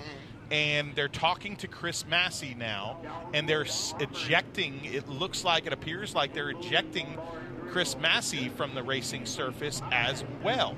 6 laps on the board. All you Facebook warriors, mass chaos. You love when I say it, don't you? At the Madhouse. So Massey off the racing surface. Nate Gregg buried in this field, to say the least. At least it's almost down to a heat race now. 10th, I believe, is where he'll restart. 10th out of 12 cars. Now we're down to 12 cars. We started the race with 20 cars, so we have lost 8 machines in 6 laps. 1 to go, says Randy Smith on the starter stand. All right. So let's try this again on lap 6 of 20. Oh, God bless. Little Donuts are actually back. They've been gone for 2 weeks. So I'm going to wait to have a donut. There's sweet tea in here, too. If y'all want some sweet tea. So here we go. Tommy Neal, Billy Gregg, Mitch Gales, Kyler Staley, Justin Taylor, the top 5. Joe Weevil, Justin Cummings, Scott Kilbury, Zach Orr, and Nate Gregg, your top 10 as we go back to racing. Green flag is out. Tommy Neal, the Tiger, in the lead. Billy Gregg in second. The top 5 cars now lockstep in tow. Here comes the Tonky Strong machine.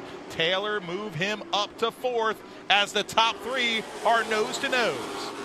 Billy Gregg now trying to work over Tommy Neal. But a few times this year where Tommy Neal's been the leader and second place has made contact with Neal, and we've seen some fireworks off of those incidents. Meanwhile, big slide there for Mitch Gales, who lost the grip in the middle of the corner as we hit it halfway. Justin Taylor up to 3rd.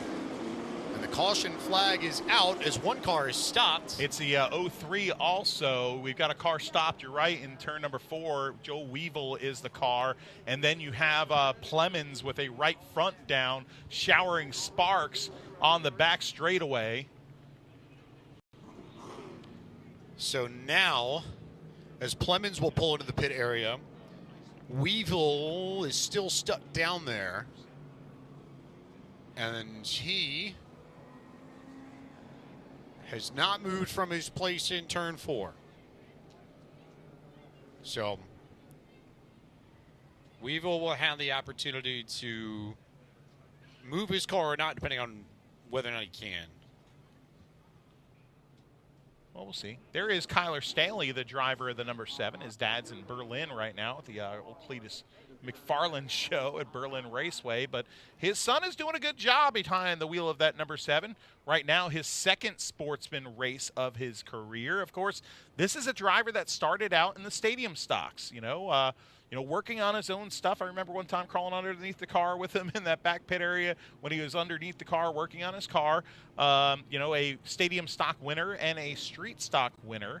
and a diabetic, and also a new dad is Kyler Staley. So he and his wife was here today supporting him in the pit area.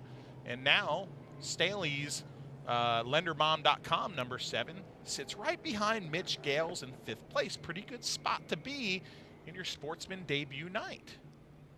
Not a bad run for Kyler Staley. Or not a bad stay. Because, I mean, there hasn't been much running here in 9 laps, and he's just been able to avoid the carnage. I'll put it this way. We like a certain chain of accommodation, will leave the light on for you at Bowman Gray. Indeed. Okay, Tom Bodette. Exactly. As the lights go off, the modern Chevrolet Pace vehicle, Jimmy Apsher will eventually pull it away. Tommy Neal still your leader. Billy Gregg, Justin Taylor, 2nd and 3rd, and 1st and 2nd in the point standing. You came together about this time, just about 168 hours ago properly. So what does the next chapter of this come together with? So here we go. 9 laps on the board. Neal, Gregg to the green. Gregg once again pulls to the bottom. Lets Justin Taylor by on the outside. Gives up the spot. Aiming for that championship on the penultimate night of racing at Bowman Gray Stadium. Lets him by into the 2 spot. Heads up racing. Wild, weird decision, but it might work for Billy Gregg. It might just work. If he can stay behind Justin Taylor, it might just work. Now, the question's going to be, can Justin Taylor work over Tommy Neal? You know he's a tough customer. Zach Orr has already made his way to the inside of Kyler Staley for the 5th spot. You see that battle on your screen. Justin Taylor starting to stalk Tommy Neal for the lead of this race. 11 laps on the board. The gap between Neal and Taylor getting tighter and tighter, and they make a little bit of contact there in the north turn. Justin Taylor painting the back bumper of the 21. Now gets into him more. Now Billy Gregg into the wall. Contact, your leader's in the grass. Justin Taylor takes the lead, and now Billy Gregg's car, the points leader. Now Tommy Neal cuts across the infield grass, and the Tiger is not happy. I honestly am not sure who's going to be more mad at Justin Taylor between Tommy Neal and Billy Gregg. The contact with Gregg wasn't intentional. That deal right there that sent him in the wall didn't seem like it was intentional. It was a reactionary move. It appeared. Let's look at the replay when we do. But right now, Billy Gregg is climbing out of the car, waving to his fans. Justin Taylor is in the lead. Now pulling up alongside of him is the Tiger, Tommy Neal. He's almost waving to him. Look at that. Justin Taylor, I think, waving at Tommy Neal there, side by side. And Billy Gregg is still in his car for the moment. Now out of the car. Now Billy Gregg walks over to the left side of his car and gets in his number 98 machine. No harm, no foul there. Be interesting to see here as they pass the Billy Gregg machine. It was almost like the 21 was setting a pick there. He was, yeah, he was trying to. Well, now Billy Gregg pulls off. He got out. He looked at the damage on the right front of his car, and it looked like it was a no-go. But I don't know. He's pulling off now, so maybe, just maybe, as he pulls the 98 behind the wall, he knows what they have to repair. Here we go. All of the fans here at Bowman Gray are just losing their mind right now. I see cheers, I see fingers, I see all sorts of stuff. I see people waving. I see all kinds of reactions from the fans here at the Madhouse who have been treated to a wild, wild show. We'll take a look here at our Hudson Auto Works replay and figure out what happened with this. So, contact between Taylor and Neal. Neal goes around. Yeah, and that's incidental contact right there. But wow, what a monster truck ramp for Billy Gregg, hard into the wall there. The fans right now are going nuts. We've seen they're holding up tissues.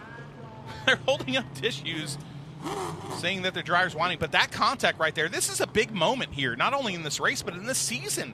If Billy Gregg doesn't make it back out here, which he just did, Billy Gregg just returned to the racing surface, but he's further back in the field. This could be a huge point swing. And that right front is severely towed out, by the way, too. We just got a good look coming by the front straightaway here. Still under yellow flag. We'll have at least one more lap of caution to complete, but that car is going to be, well, there's tight, and then there's however Billy Gregg's car is going to handle. And I think we also, we have to ask the question now, was the decision to drop behind Justin Taylor the right one? I mean, it didn't work out for him. Because it didn't work out, yeah, No. exactly, right? So, wow. That is a huge crux part of the season, and I'm watching these fans right down here in front of us, and they are going banana lands here at Bowman Gray Stadium, waving tissues at Tommy Neal, saying that he is crying. But Tommy Neal now, of course, rejoins the rear of the field. So all sorts of madness going on here, and to emphasize Matthew's point, it's not just bananas, it's B-A-N-A-N-A-S. Unbelievable stuff at Bowman Gray. So we'll get a good look here, and we'll see how this sets up. One lap to go. Tommy Neal, all of his adoring fans are showing some displeasure around here. The tissue thing, I give style points for the fans showing the tissues, but there is Justin Taylor, the driver of the number 12, who assumes the lead now here at the Madhouse. The deck lid has collapsed into where the fuel cell is.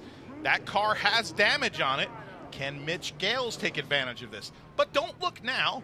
The driver that was involved in wreck number 1, Zach Orr, the 8-time winner, can he double up tonight and make it 9? Double up after starting from 16th Wow. in this race as Justin Taylor goes, and Mitch Gales is all over the rear bumper, and he had to let go. Otherwise, there was going to be a massive stack up at the front of this field. So Taylor now in control of this, then Gales, then Zach Orr, then Nate Gregg, then Kyler Staley. Coming to lap 14. 6 laps to go. Can Taylor take advantage of this? He came into the night second in the points. This right here with the 98 further back in the field after that incident could be what he needs for this season. This could set up a championship finale that goes down to the wire on that last night. Rest assured, it's double points night. It might happen anyway. Oh, Nate Gregg just sent. Nate Gregg just reverse accordion Zach Orr past Mitch Gales. He got into Orr got into Gales. Gales went up the racetrack, and that created a hole for Zach Orr and Nate Gregg to pass Mitch Gales. So Orr to second, Nate Gregg to third, Gales to fourth, and one car spun. Billy Gregg, your points leader, at the exit of the south turn to bring out the yellow flag. Greg spins in a plume of smoke.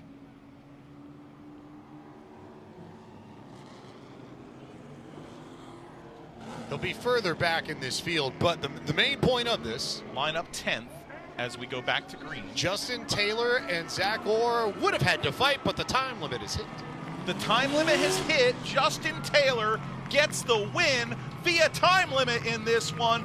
A major shift in points here in the Sportsman division. The checkered flag is unfurled. Taylor wins. Billy Gregg finishes 10th. Oh boy, this is going to make next week's points finale a doozy. Justin Taylor with a big response after Nate Gregg was able to win last week. This is going to be a victory lane interview that you're going to want to see. This team, this driver was fired up on social media. Him and Billy Gregg, quite frankly, didn't get along. And watch right now, could we see something interesting? Yes, Tommy Neal is on the racetrack. Tommy Neal is behind the number 12 car. Tommy Neal, like Days of Thunder, it stinks that he's going to wreck him. A little bit of head games for Tommy Neal there, as now he slows down in front of Justin Taylor. A little message sent by the veteran in the 21. But here comes Donkey Strong. Donkey Strong, Justin Taylor with the big win. Of course, Taylor, his 16th career win, and now getting the Donkey Strong flag. 16th career win ties Amber Lynn and John Smith for 91st all-time wins list. But, hey, more importantly, a big win for the points. 14th sportsman win for this former champion. This is going to be a colorful victory lane with this crew, this family who took so much heat this week on Facebook and then dished out some heat of their own to the Greg camp. A war of words. What are we going to hear here in Victory Lane? Let's go down trackside right now to Randy Pulliam.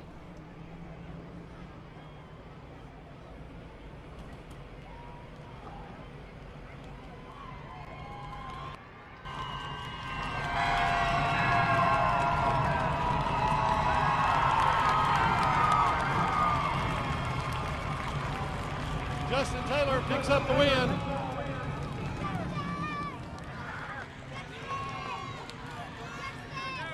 Justin, we got to get a quick word with you over here. Congratulations. Thank you. I appreciate it. First of all, I want to tell Tommy I was to his door. I'm sorry, but I'm going to tell you that was the baddest race car on the racetrack, and not never one of them can prove any different. But I'm going to tell you what, my little brother, this one bad dude, you hear me? If you let him work on your stuff, you might be able to catch it. Congratulations, Justin Taylor picks up the win in the second 20-lap feature for the law offices of John Barrow Sportsman Series. I'm going to send upstairs now to Chris Carter to give you the starting lineup. He took control of Victory Lane right there, and there is his brother, Austin, joining him in Victory Lane. The family celebrating here. Winners again at Bowman Gray Stadium and hunting for a championship. You're not going to want to miss next week. It's going to be Taylor versus Greg. Let's take a break on Flow Racing and come back with the second Twin 50 for the NASCAR Modifieds.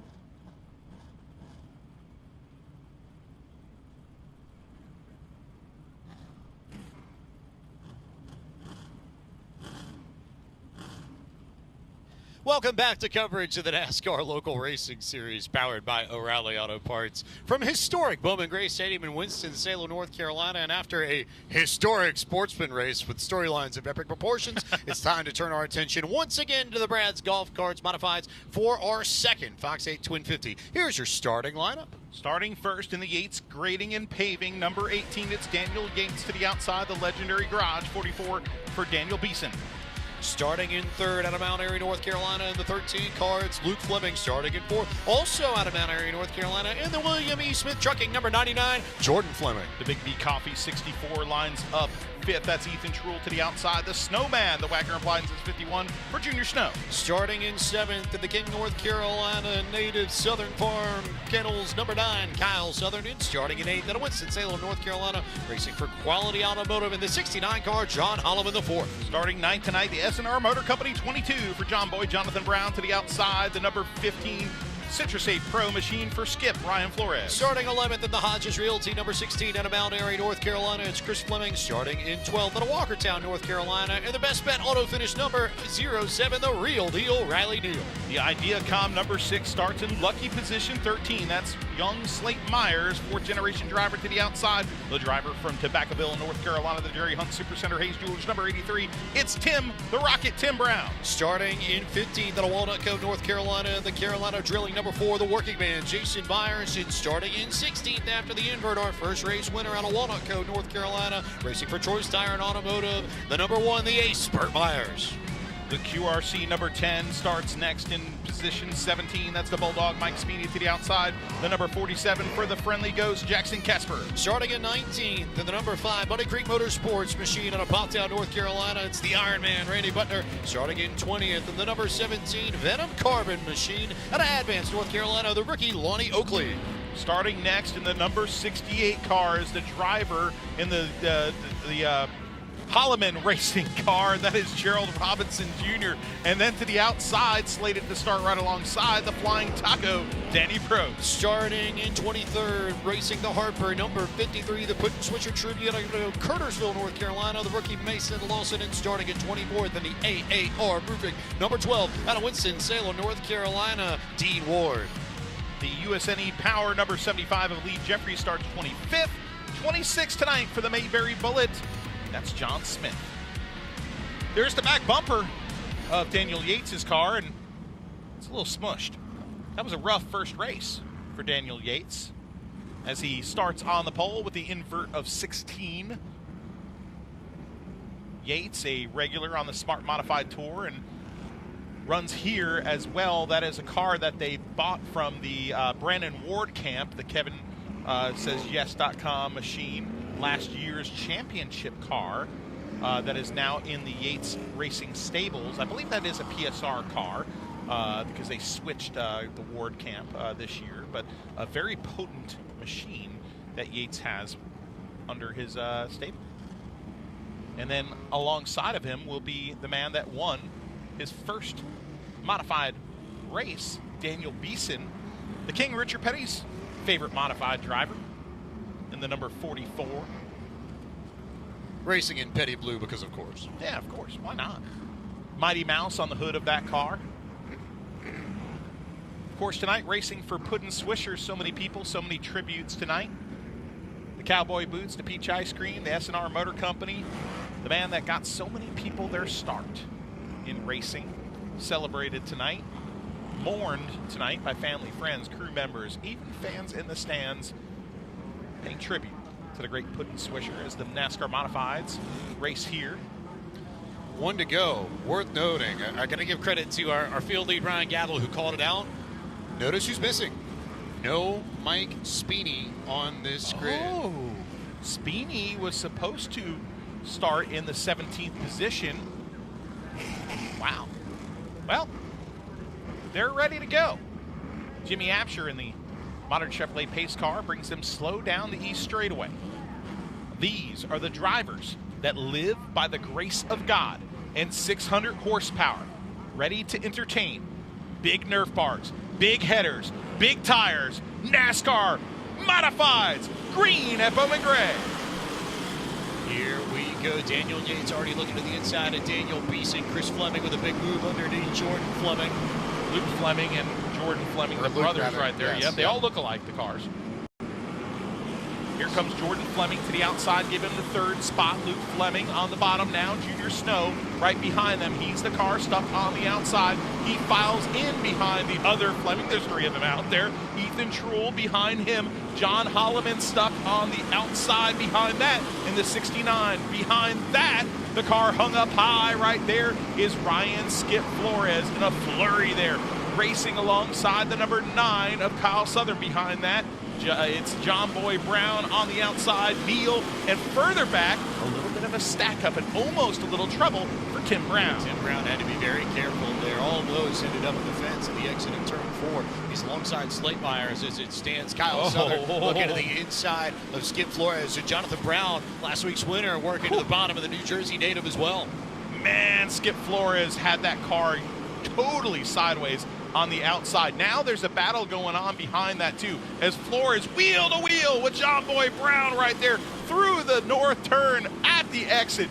Great driving by both of those drivers, fighting tooth and nail for every inch around the famed quarter mile. Now here comes the real deal to the bottom, the bleeding, make it stop. But hey, spinning in the north turn, second place points. Tim Brown goes around. And he got all kinds of help from Jason Myers. I could run this back. I don't know how much we got of it, but I was watching the whole battle. So Burt was able to get around Tim on the inside, and Tim cut down hard in front of Jason Myers entering turn 1, and Jason repaid the favor. He did not like how aggressive Tim's cut was, and so he had no problem licking the stamp and sending Tim Brown on the entry to the north turn. We'll probably see the end of that, I bet, but that's the whole story. Tim Brown, the Jerry Hunt Supercenter, orange number 83. That chassis was actually the Hayes Jewelers special up until last week when they switched the body panels on the race cars. My brother noticed that last week, and I was like, oh, really? Huh? And I was like, wow, yeah, you could tell. But here's the thing, and I think this is what I take away immediately from this, is that Tim Brown felt like he had to do that in that moment because Burt had already cleared him. And that, in Tim's mind, that could have been the championship right there. And especially given that Burt had already cleared him and gained the track position, that would have made it 2 races where Tim was going to lose ground to Burt in the title standings. Yep. And so maybe in his mind, that's our championship type moment. You never know. I mean, it is a 50-lap race. There's 6 laps on the board, double file restarts, so you never know. Let's look at the Hudson Auto Works replay, and you see right here, Jason Myers gets his front bumper into the back I-beam bumper of Brown, spins him around. Brown does a great job of not backing that thing in the wall. He lit up the throttle to do so. Wow. That could be a big moment in this season. Of course, Brown with a good finish, but of course, the championship points leader right in front of him in the first race. But now in this second race, the plot twist changes. If it's going to happen, though, Pike, you want it to happen now. 5 spots between Burt Myers and Tim Brown now, yeah. On the racetrack as the choose code has come out. Matt Garrison's found his place right by the drain across the start-finish line, and we're going to see where these drivers decide to start, inside or outside, for the first time in this second Twin 50.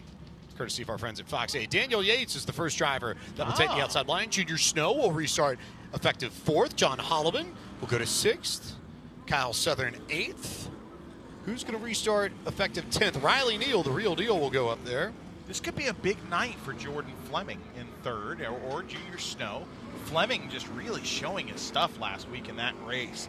A very violently loose race car, but still managed an incredible run. It'll be interesting. There's a big shakeup going on right now. Some of the big cars from the first race are further back in the field. Now, 6 laps on the Colby's roofing and gutters restart board, and a pair of Daniels lead you to the green. Beeson, the one up front, and now getting a bumper full is Daniel Yates. Here comes the train known as Jordan Fleming to the bottom, entering the north turn. He's vying for that number 2 spot. Daniel Yates sent up the highlight. Oh, trouble, almost. Oh, that was so close for Junior Snow. He had to check up big time to make sure he didn't fence it right on the front straightaway. That was a very, very scary moment as all kinds of bumper tag being played in the middle of the field. They're just full-on stacking up at this point. 3rd place for Luke Fleming now. Yates closes the door. The battle is on. Further back in the pack, we have some side-by-side racing. Now they all go pretty much single file. John Holloman moves up. John Holloman shuffled up to the top groove. Holloman rebounds in front of Kyle Southern. He got some help from Skip Flores. They made contact on the entry to the north turn, and Flores should have hit-checked Holloman up into that high lane. Junior Snow gets to the back of Ethan Truel. Meanwhile, we watched Tim Brown, who was stuck right behind Jason Myers and Burt Myers. They're buried pretty deep in this field, but more importantly, Burt Myers would gain 2 points on Tim Brown as it stands. And those would be 2 more points that he'd have a buffer on entering Ag South Farm Credit 150 Championship evening.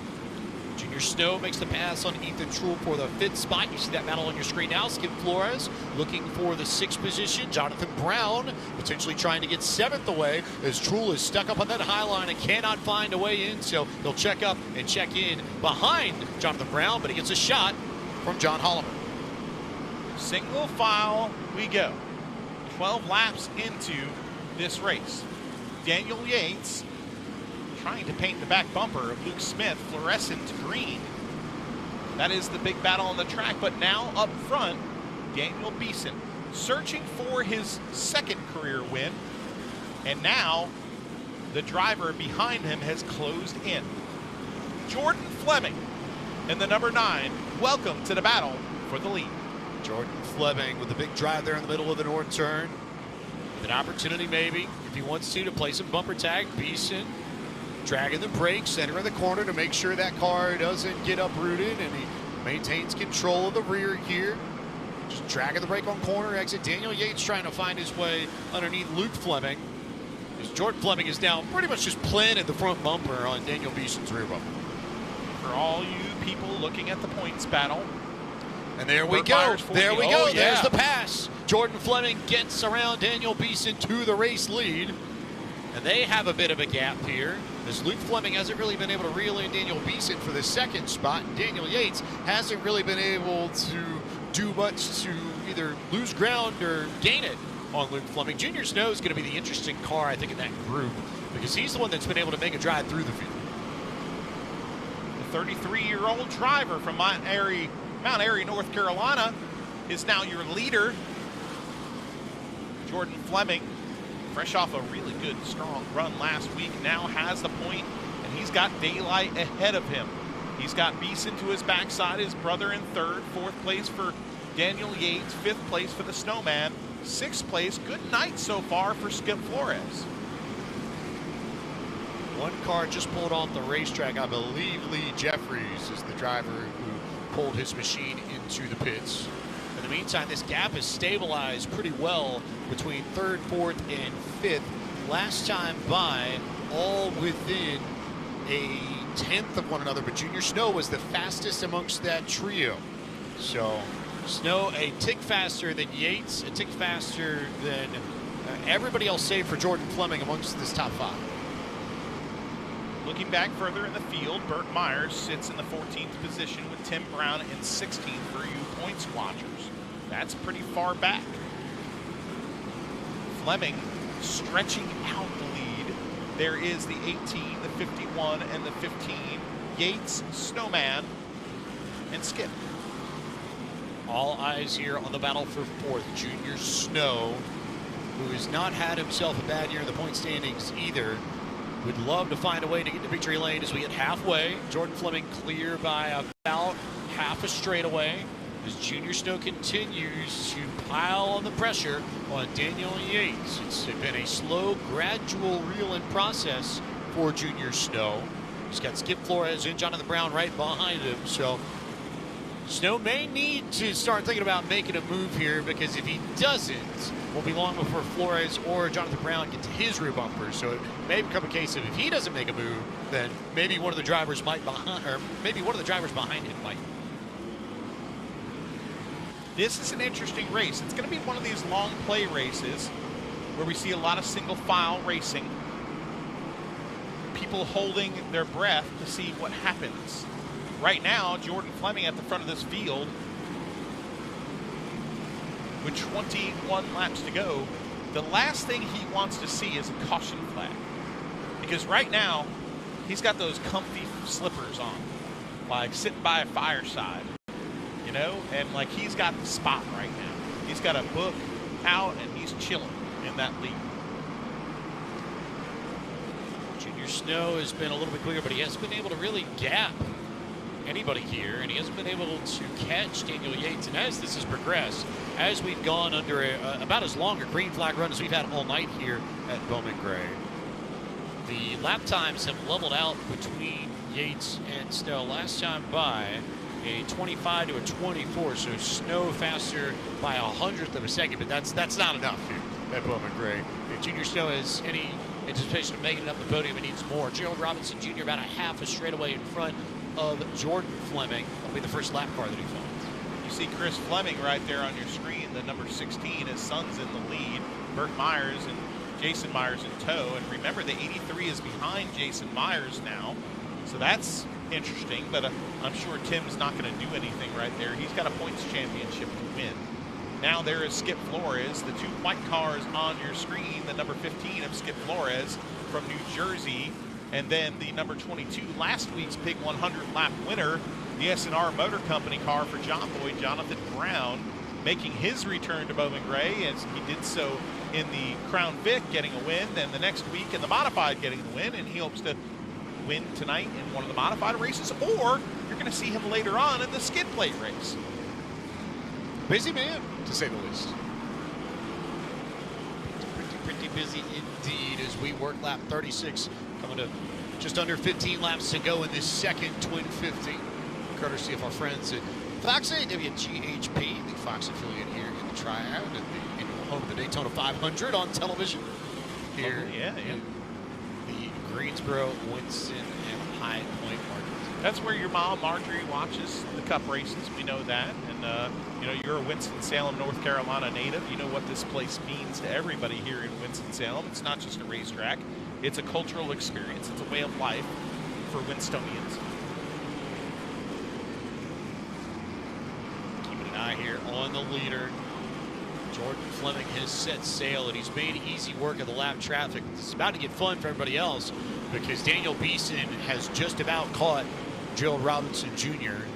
And so how they get around Jr., it won't necessarily change the running order up top, but I look at Yates and I look at Snow. If they can get to Robinson, that might actually shake up that battle that we've seen for the final spot in, or rather the last 2 spots in the top 5. You know, with how things were pushing the time limits tonight, this is a welcoming thing for the stadium, for the fans that are here right now tonight, to try to get through this one rather quickly. We still have 3 more races, if you include the skid plate race, after this. Now, getting by some lap cars. Joe Robinson Jr. almost made contact with Junior Snow. If anything, that hurt Junior more than it helped, because the other drivers in the top 5 were able to get around Robinson pretty cleanly. 8 laps to go on the board for Jordan Fleming. Been enjoying watching Skip Flores and the 22 car of Jonathan Brown battle, as now Junior Snow putting pressure on the backside of the number 18 machine. Great job by our camera people up there on the roof following this action here. Is just when you think something's going to develop, something else does. But Junior Snow putting all sorts of pressure on the backside of the number 18. Yates bled about 1/10 and a half, and last time by was able to get it going in the right direction. He was actually faster than Junior Snow, so got a little bit hairy around the lap traffic, but this has been smooth sailing for Jordan Fleming, who has cleared Randy Butner and put Butner a lap down in this race. Then Beeson, Luke Fleming, Yates, Jonathan Snow, the rest of your top 5 as the march continues towards lap 50. Charter race cars 1 and 2 and 3 right now. PSR in 4th and 5th. Well-balanced field here at the stadium. Single file much of the way around the quarter mile. Working towards a very special moment here, potentially. White flag out for Jordan Fleming. One more trip around the famed quarter mile. This family has been synonymous with stadium racing. This 33-year-old driver has won 3 times here, but tonight, in his 44th start, Jordan Fleming, you're a winner in the Modifieds at Bowman Gray Stadium. 4th career win, first modified win, the 147th different driver to win a modified race, the 29th driver to win in 3 divisions of competition here at Bowman Gray, and the Fleming family gets win number 46, and that ties the Stoltz family of Showtime and Company for 19th place on the family win list, and you can see Luke Fleming coming over to celebrate. Oh, that's a great moment right there. Fleming family first, Fleming family victorious. Now father, Chris Fleming, the opposite way around the racetrack. Crab Smith smiling ear to ear tonight. Taylor Auto Parts, Jerry Johnson Motors, Surrey Chemicals. This family is a pure racing family. Jordan Fleming, a young talent who his dad has said to me with, of course, the whole family, Frank Fleming being probably statistically the greatest of the family. He said to me often that this kid right here, he thinks has the most raw talent of any of the Flemings. So tonight, we saw it on display, and tonight, now it's his moment. His moment to enjoy that first victory here, that sweet taste. A great moment, as now the family and crew pour out behind this race car, and you're going to see a proud dad, a proud brother, and one heck of a family moment as Chris Fleming is hugging Luke, who had a great run there in the 3rd position. We got 1st, 3rd, and 13th tonight for the Fleming family. Let's go down trackside to Randy Pulliam for this great celebration.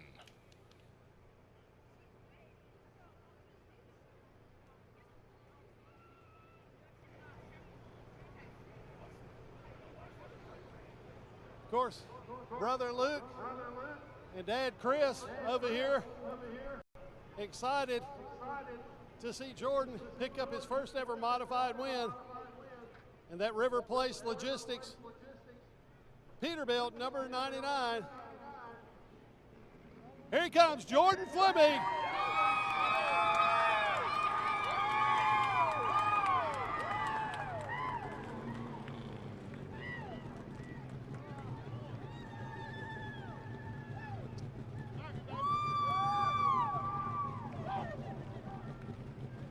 Jordan, congratulations.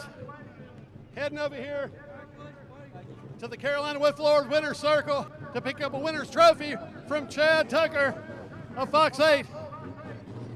Jordan, congratulations on the first ever modified win. Thank you so much. First off, I want to thank my Lord and Savior, Jesus Christ. Without him, this wouldn't be possible. Crab Smith, Thomas Taylor, Carl Quest, Taylor's Auto Parts, Smith Truck, and my buddy Tim Kirkman, River Place Logistics, Surrey Chemicals, Peterbilt, all you guys. My wife's here. She's coming to this shop every night with me, every week with my baby boy, and I hope he's watching right now at home. I love you, baby boy. Congratulations.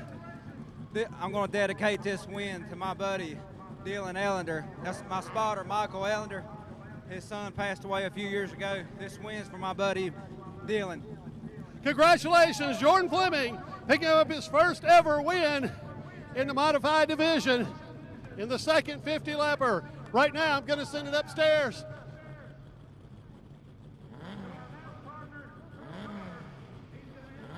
Jordan Fleming, his first ever victory in the modified division at Bowman Gray Stadium.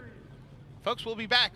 Stadium Stock Race A, a lot on the line, is next.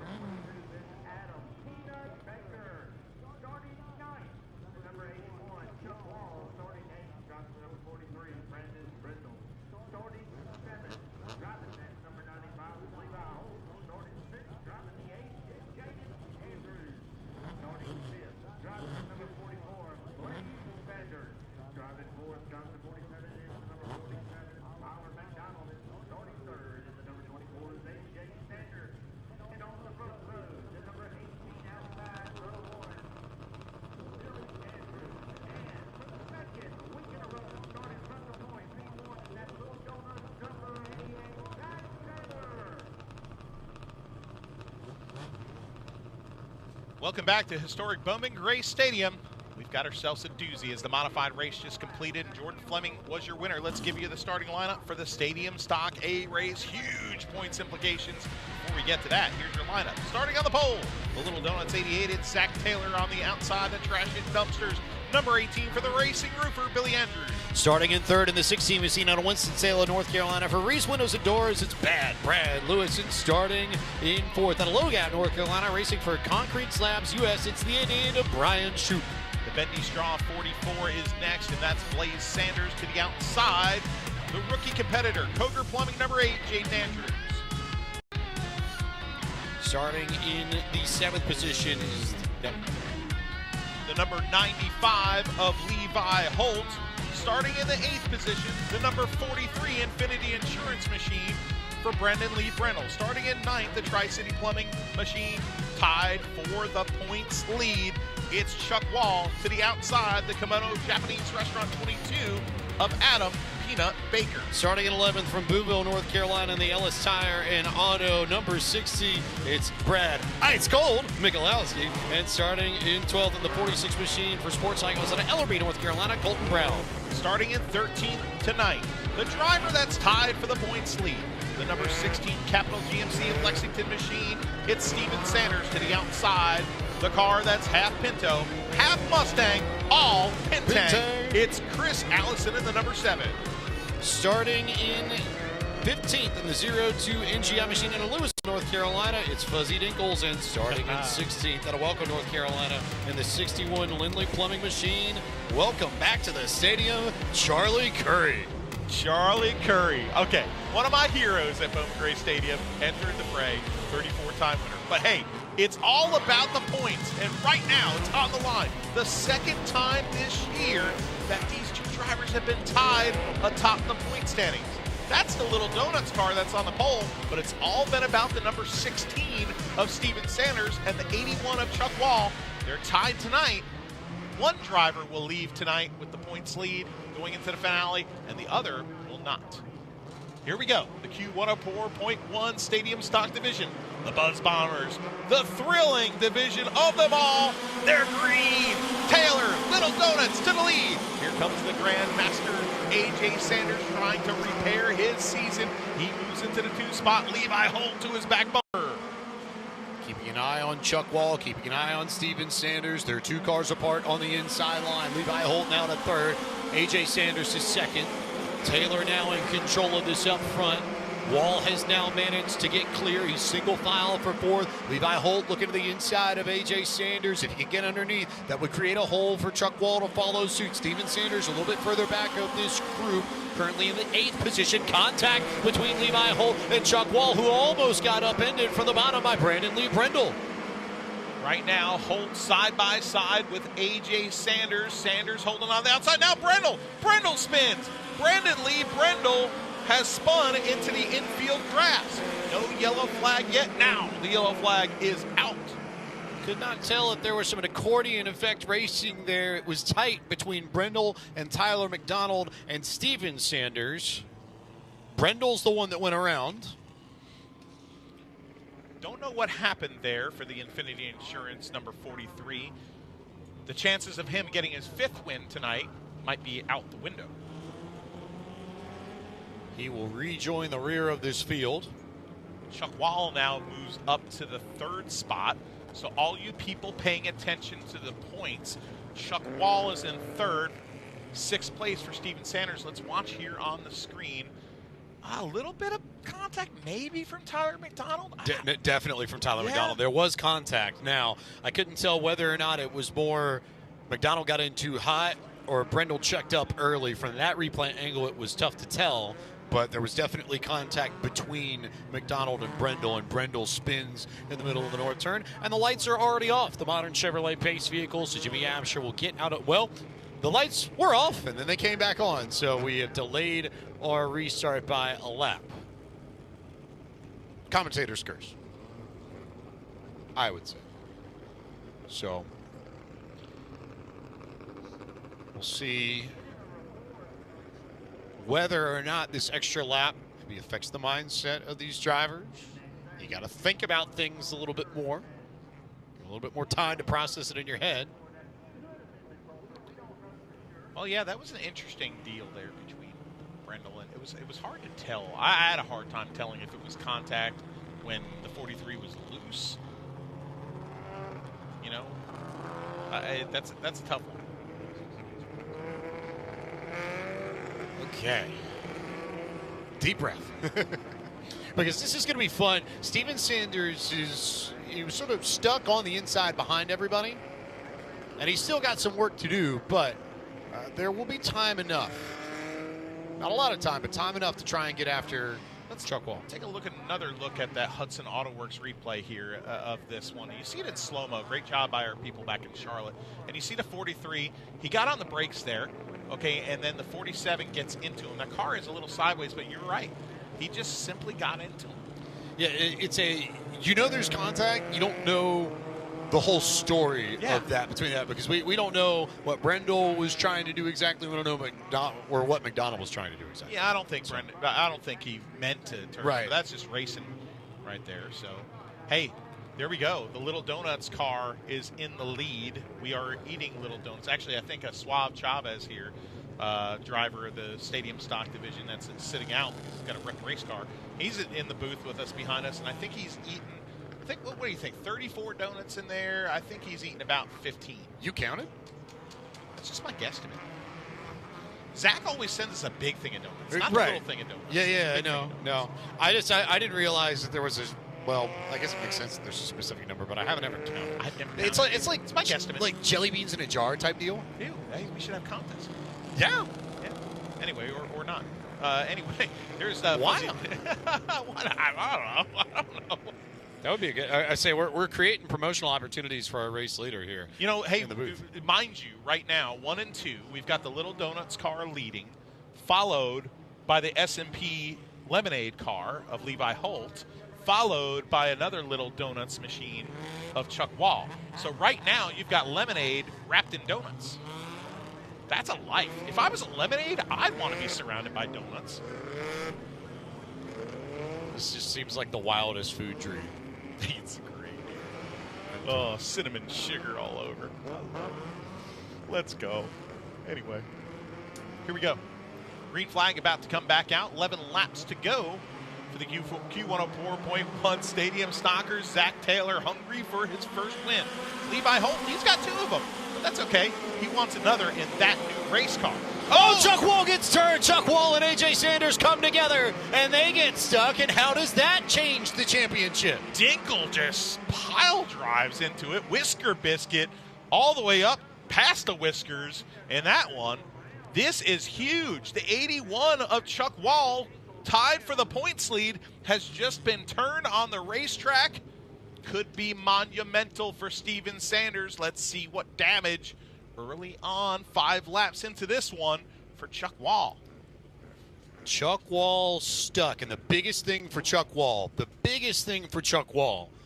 is that he is going to have to start at the rear because he came to a stop and was part of the caution. So now he has 10 laps to regain all that track position. If the left rear of that car isn't damaged. If. That's a lot of tonight's just left more questions than answers, period. We'll get answers next week, of course, but man, so many things. There's Dinkles getting out of his car, and he probably feels terrible for getting into Sanders as hard as he did late in that wreck. Dinkles right there. You know, I think he's just explaining what happened there. Knowing Fuzzy, he's probably saying sorry. You know, AJ's probably not happy with him because he's like, man, that was 8 seconds after the wreck. But old Whisker Biscuit there, that's some big damage on the front nose of that O2 car, and Fuzzy is definitely explaining himself. Let's take a look at the Hudson Auto Works replay, and we've seen a lot of these tonight, some doozies tonight. And let's see what happened there. You look at the third place guy right there, Chuck Wall. He's slowing down, and then he just gets a bumper full from A.J. Sanders there when he slowed into the front bumper. Sanders got into him. Bang! Wow, what a big impact. I'm watching Tyler McDonald in this in particular because McDonald, you'll see him right on the edge of the screen here. Oh, McDonald did get into him a little. Like, AJ got into Chuck, but McDonald was almost into 100%. AJ too. So, if you're AJ, you're almost completely helpless there. Yeah. Because you're getting pressure from the guy behind you, and you've got nowhere to go to not run into the driver in front of you. Absolutely right. And that replay really showed that right there. You know? Yeah, the spoiler knocked off of the A.J. Sanders car. So if he is able to continue, that will be tough. Suave Chavez here pointing that out. Now they're playing a little tow truck Jenga. Fuzzy Dinkles trying to assist in the effort of where you turn your wheel to get it off of that car. They're trying to lift up the back of Wall's car. The reason they're doing it really sensitively is because you could cause more damage than's already done if you don't do this correctly. If you got a bunch of vagabonds out there trying to do this, you're going to rip up race cars, and these guys want to continue to race. And this track crew, the Citrus Safe track crew and the Daniel Davis towing crew, does a masterful job. They are some of the best tow truck operators and track crew in the business. Now you see the separation there, trying to get this car meticulously off because there's so much going on here. A.J. Sanders has climbed from his race car. He is trying to assist the process as well because he knows his friend Chuck Wall has a lot to race for. If Chuck Wall can't continue here, that could hand the championship to Steven Sanders. Now tonight, remember, is the penultimate night of racing. Next week, the double points finale on Saturday night. Now Dinkle's car being pushed backwards by Sanders and Dinkles himself. There also is the matter of the time limit here that we have to consider, too. That, I think, might actually come into play with this. And that's worse for Chuck Wall. Yeah. The longer this takes, if Chuck Wall's left rear is not damaged, okay, because we presume it's not, but we don't know. We're not down there to see. He's got to rejoin this field, and if he doesn't, that's real trouble for him. Going into this race, tied for the points lead. The car that you see on the tow truck right now, the 81 machine, and Steven Sanders, number 16, and Sanders sits in his car right now. There we go. Okay, they're spot. separated and free now, so now they can set Chuck Wall's car back down on the ground, and this might be our first chance to get a decent got a look flat left rear at what kind of damage he does or doesn't have there. It looked like it was a flat left rear on the car. No telling what damage there is. Oh, this will be interesting. This is interesting. Yep, pulling off. He definitely has a flat tire in the left rear of that machine. Hiked up a bit, but that is a Chuck Wall car. No, I think it might just be a flat tire. That doesn't, at least from our vantage point, that doesn't look terrible outside of the tire itself. So he is going to bring that car behind the field house, and I guarantee you his crew has been on the radio with him, and they've radioed in saying, hey, get behind the field house and make sure you've got a tire to put on this car. Make sure it's set to a certain air pressure, too. Not too high, because it is a left side tire. You want it lower than the right side. So Wall pulls that car in. There was 16 cars that took the green. Charlie Curry's car has pulled off the track. Now, if you include Sanders, 13 cars on the track. So Wall would come out in the 14th position, okay? And if he doesn't make it out, which I think he'll make it out, that could be real trouble. 14th, and right now Sanders is 4th position on the track, meaning Steven Sanders, your points leader. This is going to be big for Chuck Wall here. He's going to have a lot of work to do and not a lot of time to do it. And if we get another yellow flag, I would be surprised personally if there's enough time to restart the race after that. No, they're going to restart this. They're not going to do right. We're going to get at least one, but we may not get more than one. That will be something we'll have to watch going forward. And how about this? Chuck Wall's already back out on the racetrack. So you were, I think, right there, nail on the head there, Dillner. They were ready to go to make sure that tire could be put on that left rear. Now he's going to have to do it for the 14th. There is your co-points leader entering the night, the white and pink number 16 of Steven Sanders. 1 win on the season.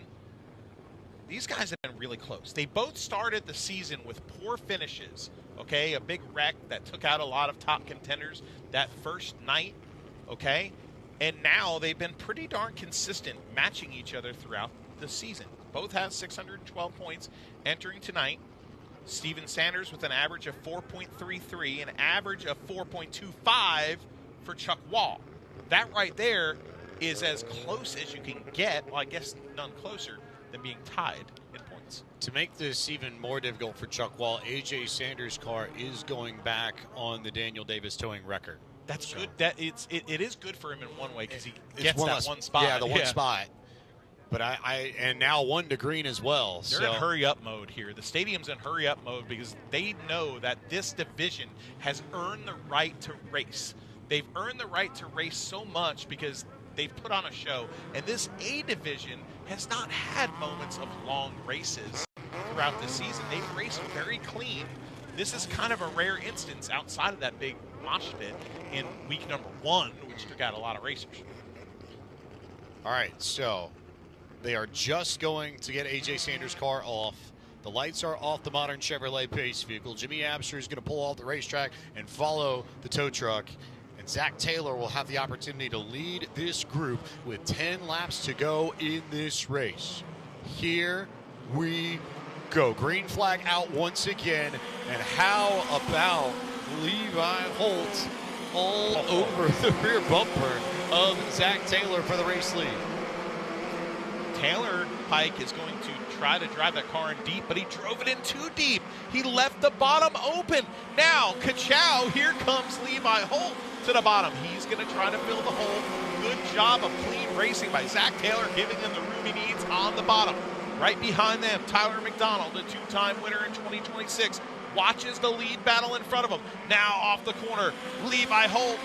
I think he had the lead by a fraction right there. Still side by side. Tyler McDonald is trying to shove Levi Holt to the race lead, and he might have just done it as we clear the halfway point of this race. Now McDonald trying to get second away from Zach Taylor. Chuck Wall has already made his way up into seventh position. And Steven Sanders is in 4th, and Wall is trying to run down Brad Ice Cold Michalowski and company as best as he can, but will he have enough time? That's the question. White flag here.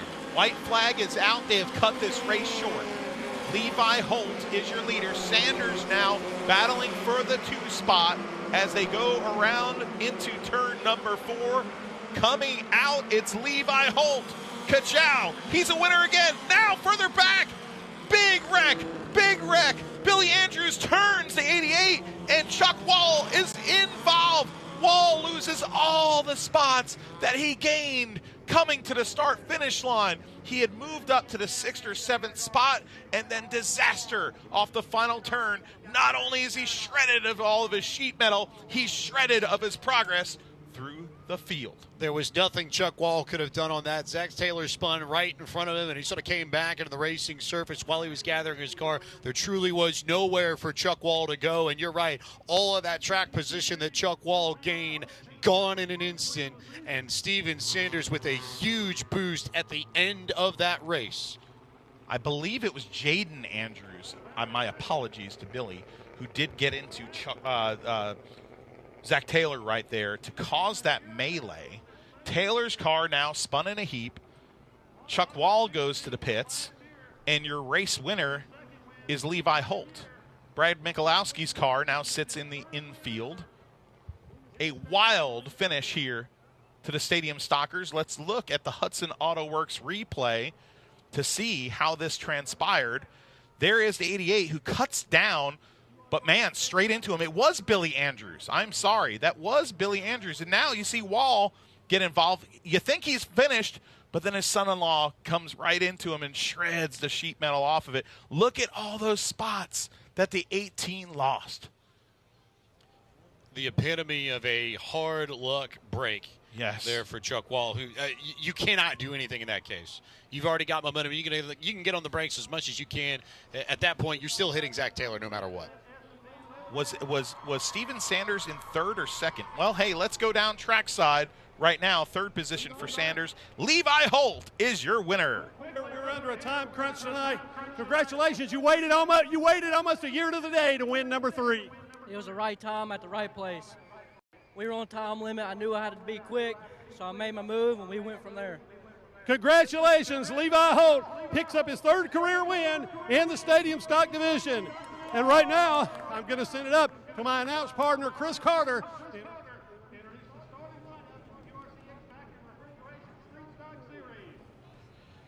Wow.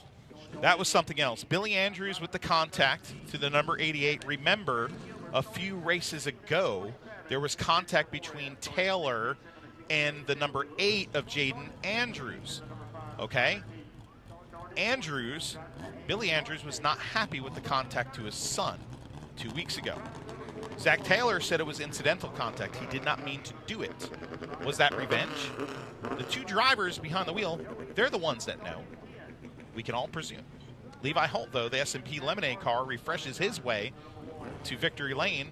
Score 1 for Lightning McHolt. Now, the starting lineup for the Street Stock 20 lapper. Starting on the pole, the Coger Plummet, number 30, it's Zach Coger. On the outside, Big Country. The number 9, it's Brandon Brown. Starting in 3rd, the 16 Reese Windows Endorsed Machine out of Winston-Salem, North Carolina, Brad Lewis. Starting 4th out of Low Gap, North Carolina. In the Concrete Slabs US, number 88, Brian Shoup. Racing for Casey Kepley Jr. tonight. It's the driver of the number 19, TJ Whaley, to the outside. The right's Engine Works 35 for Andy Avery. Starting in 7th in the 14 machine, it's Robbie White. Starting in 8th out of Winston-Salem, North Carolina, the Mule Skinner Trucking 00, it's Donnie Moose Martin. Starting 9th at Davis Water Solutions, number 1, it's Christian Joyce. To the outside, the Bullies Bar and Grill, 10 for Craig Hartless. Starting at 11th at the number 4 U.S. Unlimited Services machine, it's Joey Baker. Starting in 12th out of Lexington, North Carolina, and the Clifton Plumbing, number 72, Bryant Robertson. The young man and the GAF Roofing, number 44, starts in lucky position 13. It's the 44 of Owen Pendry, alongside the Rare Breeds Podcast, number 8 for Mark Davis. Starting in 15th at the number 5 Electroforce Inc. machine out of Moxville, North Carolina, Connor Keaton. Starting in 16th in the 68 car for Reese Windows and Doors out of Winston-Salem, North Carolina, Emily Lewis. Driving for the Lord and Savior, he said to me earlier today. That's what he considers his sponsor, the 47 of Victor Flores. And on the outside, starting scratch on the field, the garage doors of the Triad, number 13 for the K-Train, Kevin Gilbert. 54 points separate Connor Keaton and Brad Lewis atop the standings in the QRC HVAC and Refrigeration Street Stock Division. Christian Joyce 84 points back. Kevin Gilbert, Zach Kogar over 100 points back. So Brad Lewis in good shape so far as the championship is concerned. And the Street Stocks here ready to bring the curtain down on another night of racing at Bowman Gray. Green flag is out. Zach Kogar leads us to green, and the Street Stocks are racing at the Madhouse. Koger leads Brad Lewis off the turn, further back, settling in. Whaley in 3rd, Brown in 4th, Robbie White back to racing. Now trouble in the rear. 2nd place points man Connor Keaton is wrecked going into the north turn. Connor Keaton made contact. Brian Robertson is spinning in the middle of the grass as well, by the way. That's the number 5, though, the black and blue machine. He is 2nd in points, and he had a bad draw tonight. His brother drew the pill in the driver's meeting and turned around and said, I'm really sorry, Connor. He drew 15th tonight, and he has now got sparks leading from the back side of his race car. Big damage for the number 5 of Connor Keaton as he goes down the front straightaway. I said the right front's not even moving. I can tell you because I saw this incident from up here. So there was contact between Keaton and then Joey Baker and then Mark Davis. Those 3 got together coming out of turn 2 down the back straightaway, and they made contact with Keaton. And when they made contact with Keaton, it broke the right front suspension, and he could not turn left well, to say the least, and ended up parking where he did. So he will go back to the infield as best as he can. Everybody else looks decently okay. They're going to have to reset this as quickly as possible. And we will see what happened here in our Hudson Auto Works replay as you get a good look at how Connor Keaton ended up in trouble early in this street stock feature. There's the contact right there. Contact between Keaton and Joey Baker. Oh, then once he got in the grass, it was lights out. It was already broken once the contact happened. Yeah, true. So nothing that Keaton could have done, and then a tough break for Owen Pendry, who just got into the back of that at the very end. A very tough night for the Keatons. Just think about it. You show up, you draw bad, you slide through the grass right there, and your night is over. So contact between those three. Field is in decent shape behind the pace vehicle. I think they're just checking to make sure that everybody's in the right order. They're waving, I want to say Christian Joyce, maybe, ahead of potentially Robbie White. Potentially? I like how your octave went up there. I'm not sure. And now, okay, now we're getting a little bit more on this. Koger, the racing plumber, is your leader. They moved Brian Shoup ahead of Christian Joyce, by the way, courtesy of Justin Mincy. Had a few extra eyes on that, so our statistician getting the credit, and the one to go coming from the tower. So next time by, we're going to go back racing for 20 laps in the street stock division.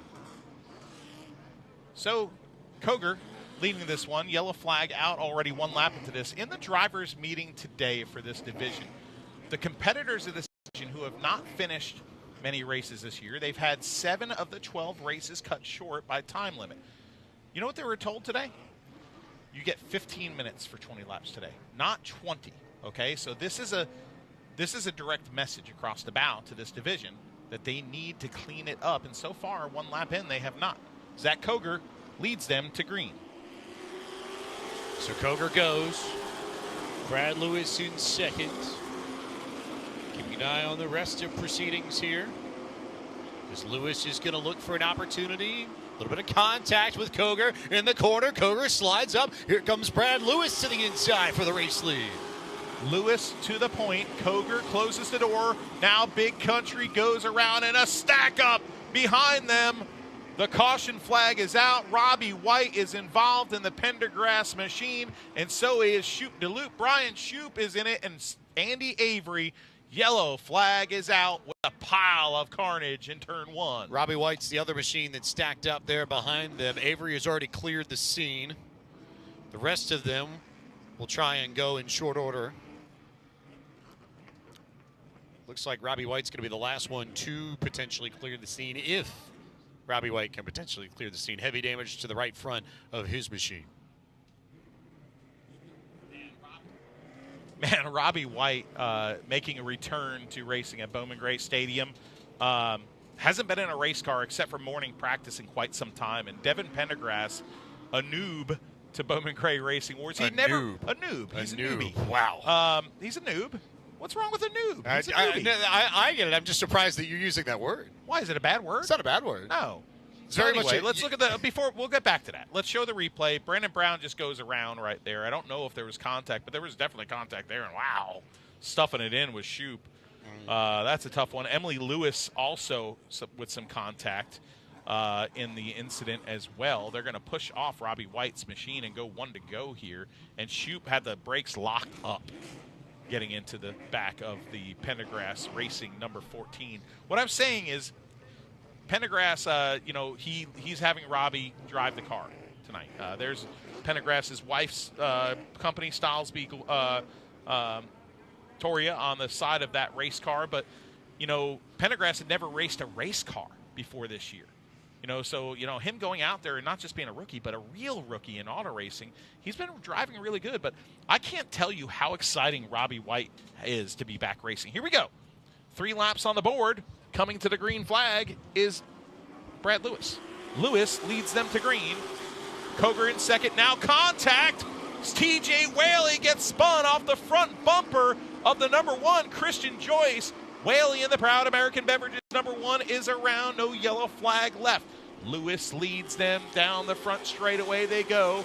Whaley's machine gets back. Big wreck. Further back. K-Train is spun around. Mark Davis is involved, but he drives off. Big damage on the front of the K-Train's gray number 13. K-Train with the heavy damage there, trying to bring his car back and point it in the right direction so he can get away from the scene. Hopefully it didn't get the radiator. You know, seeing that hood crumped up like that, you just hope it didn't. But, yeah, it probably did. That might be the fluid coming from the radiator there that caused the fluid to go on the rear wheels, and you see the fluid around the racetrack. Oh, the right rear is flat. Well, flat and also... Oh, it's more than flat. Yeah, that's a little bit more than your regular damage. What a bad night for the K-Train. He's got 4 sale signs on that car tonight. Did you notice that? 4 sale signs on that car tonight. He has bought a new chassis. And he's actually thinking about running the Sportsman division next year. He was talking about how disappointed he was with the way things have gone in the street stock division. And this is a low buck racer that's gotten a lot of support. You see right there, contact between he and Mark Davis. And then, yeah, the 0-0, the Moose got into him as well. That thing started further back in that turn. This isn't going well for the street stocks. They were told 15 minutes tonight, and I don't think they're going to make it. Fluid all the way around this racetrack right now from the number 13 machine of Gilbert. A lot of speedy drive throughout the south turn, pretty much all the way around. Drivers sort of working it in there to see what sort of option they do or don't have and whether or not the track is viable and ready to race. Yeah, I mean, they're doing a great job, this track crew, to go out there and hustle a cleanup of this magnitude. Also, to finish the noob piece. Yeah, okay, yeah, it's okay to be a noob. Yeah. No, it's just the funny thing, to our earlier conversation. So we were talking about generations and names of them earlier today before we got on air. And it's a millennial versus Gen X thing. And noob is definitely a millennial word, I think. And Justin Mincy here said us. I'm not a millennial. You're not. You're a Gen Xer. No, I'm a guy that saw the stone tablets. So just surprised that you jumped into another generation's slang. Dude, so. I jump everywhere. You know me. We're on a sugar high. As we get a good look, I see NASCAR Sundays up on top of Mark Davis's machine. NASCAR Sundays on top of Mark Davis's purple and yellow machine that we just were showing there. Connor Keaton has revisited the racetrack, by the way. That is huge. Yeah. Huge that Connor Keaton is back on the racetrack. But, hey, the NASCAR Sundays, that's a drinking game, and we're not talking about recipe lemonade or small jugs of sweet tea from the Little Donuts people. That's a different drinking game. More of a social gathering. Yes, for party those. game. So, courtesy of Mama Smith, pretty prominent figure in the community. Yeah, and then, it's cool to see, little Dirty Mo involved there. Yep, Rare Breeds. Rare Breeds podcast. Caitlin Waltrip. Carson Kennard, and Carson Elledge. Yep. They have a wild time on that show. I love the social clips because it's like they're two really fun people. Yes. But they share a lot on that podcast. And sometimes it gets rather interesting and colorful. You got to love it. Dirty Mo Media does a great job. I used to work with them for several years, for almost 5 years, and to see what they have grown to. And now they're branching out into rodeo. I was talking to some of the people in the pit area. They actually go to the rodeo at the Davis Rodeo Ranch in Archdale, North Carolina. There's a faction of us racers that go watch rodeo, including one of our officials, Big Country. He loves to he's a rodeo guy. He was out there helping bull riders get on these massive bulls that I was scared to death of. But Jerome Davis and his wife just do such a great job out there. Family fun on a Wednesday night. I think they're having a rodeo this Wednesday night. So fans, go on out. Check out the Jerome Davis Rodeo Ranch in Archdale, North Carolina. Maybe meet a few racers. I've seen TJ Whaley out there as well. I think we're going to get Jim Schoaf out there. We were talking to him today. Driver of the number 14 typically. Thought we might see one to go this time by, and it may be next time by that we get the opportunity to go racing with these street stocks once again. 4 laps are complete. This race is scheduled for 20, but a 15-minute time limit also on these drivers as well. And this race has been dotted with cautions all the way through. But one to go from from Randy Smith at the flag stand. The lights are off the modern Chevrolet Pace vehicle. Jimmy Absher is ready to pull it out of the way, and Brad Lewis is ready to lead this field back to green. On lap 5 of 20 potentially, but they have brought out the yellow flag once again, and they have delayed the restarts. So we presumably will be having one more restart. And I think that's about it, because we were told 2 minutes about a minute ago. And I know there's extensive cleanup, and I know it's not fair for some of the drivers here. I saw the officials pointing at Brian Shoup's car. They think Brian Shoup's car might be guilty right now of maybe putting some fluid on the track, but they try to get the car, it looks like, off the racetrack. Matt Garrison's going down with the black flag. He's actually climbing down and running out on the track right now to black flag him. That was a spectacular job of black flagging. That's some hustle right there for Matt Garrison. That's what we had. That as Buford T. Justice would say, that's an attention getter. So Shoup will be required to fix that car, at least take a look at it and see what's going on. He's dropping some fluid. So Shoup pulls off the racetrack. The rest of the drivers going to have the opportunity to see whether or not there is any more fluid left on the racing surface or not. Lights are already off the pace car. Well, I don't think they're going back to green. They just don't have the lights on it right now. Jimmy Absher, the modern Chevrolet Pace vehicle. And Absher, quite a racer himself. We're going to 1 to go this time for the Wild and Woolly street stock divisions that have been mostly Wild and definitely Woolly. What would Woolly be? Isn't there a Caterpillar? A Woolly Caterpillar? The Woolly Caterpillar, yeah. All right. Some of these drivers don't deserve this. Some of the drivers have been rooted in havoc most of the season. So it's kind of a split field right now if you talk to these drivers. Of some drivers that feel like there's drivers that are wrecking every week and shouldn't be. And there's some drivers that feel it's unfair to them. That's just the litmus test in the back pit area. Brad Lewis to the green. Zach Koger to his backside. Here comes Kendall Craig Hartless underneath the #1 machine of Christian Joyce. Lots of speedy dry down on this slick quarter mile. Hartless looking to the inside of Christian Joyce, has a nose underneath, at least for the time being, but didn't get a great run out of the corner, so Joyce will maintain third for the moment. Brad Lewis starting to gap Zach Koger. Koger now falling into the clutches of Christian Joyce, who will look to the inside of the north turn, and there goes Christian Joyce pretty quickly to P2. Joyce gets by Koger. Here comes Kendall Craig Hartless poking the nose of his camouflage car. Koger gives him all the race room he needs. In fact, even more. Bryant Robertson, the march continues on.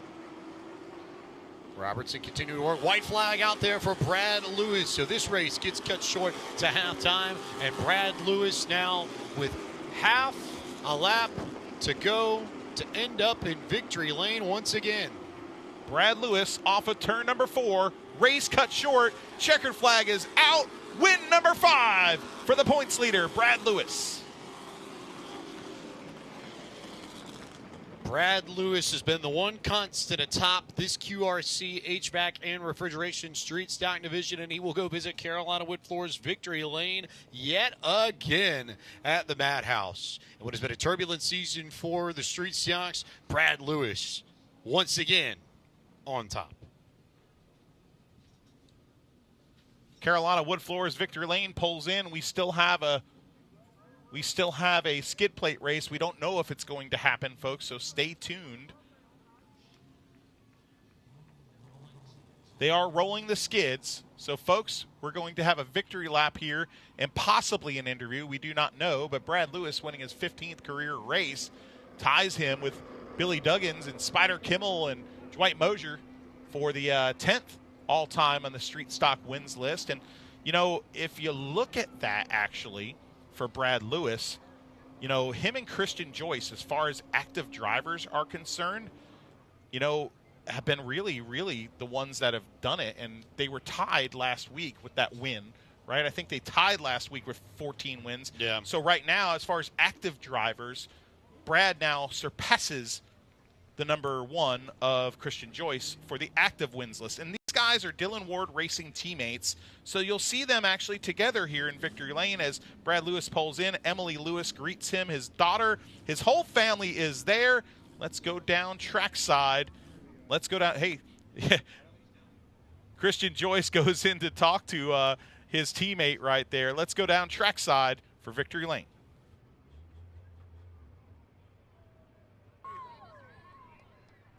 Brad Lewis takes his 5th win of the season. Brad, we are under a time crunch. I'm sorry, my friend. 5th win of the season, 15th of your career. You put a stranglehold on this points title. Yeah, thank you. I just want to say this one's for Casey Kepley. The guy's fighting for his life, man. A good dude. It's for him. I thank God and above and all my sponsors and all my people. That's it, man. Congratulations, Brad Lewis picks up win number 5 on the season, 15th of his career.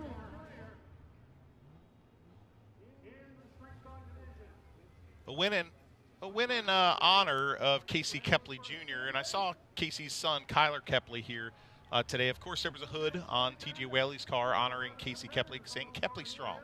And Casey Kepley, not only a racer here at Bowman Gray for so many years, but also a spotter here. He would turn in the helmet, grab the spotter's radio, and go up and spot for people like Brandon Ward.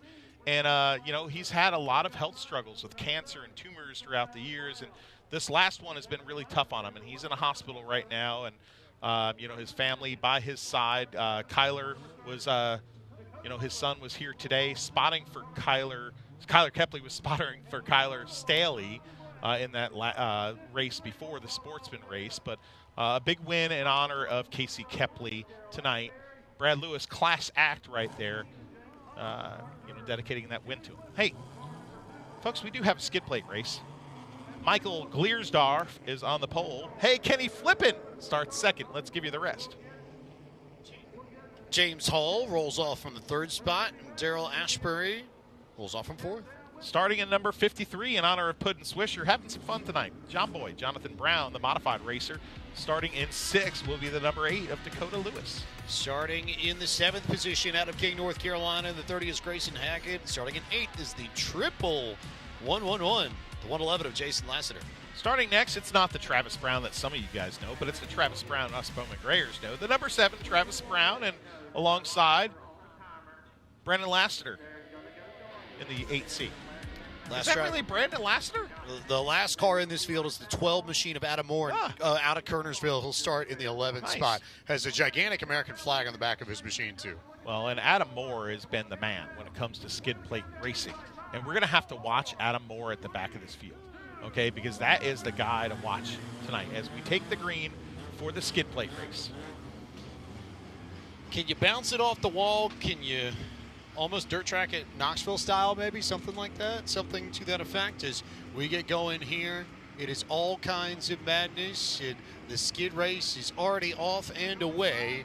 And Michael Gliersdorf just taking off at the front of this field. But he's going to loop it around at the front. And there's an opportunity for him to go. Meanwhile, how about Adam Moore, who managed to get up to 3rd already, coming down the straightaway, just ripped it down the backstretch, but got on the binders before he got to the corner.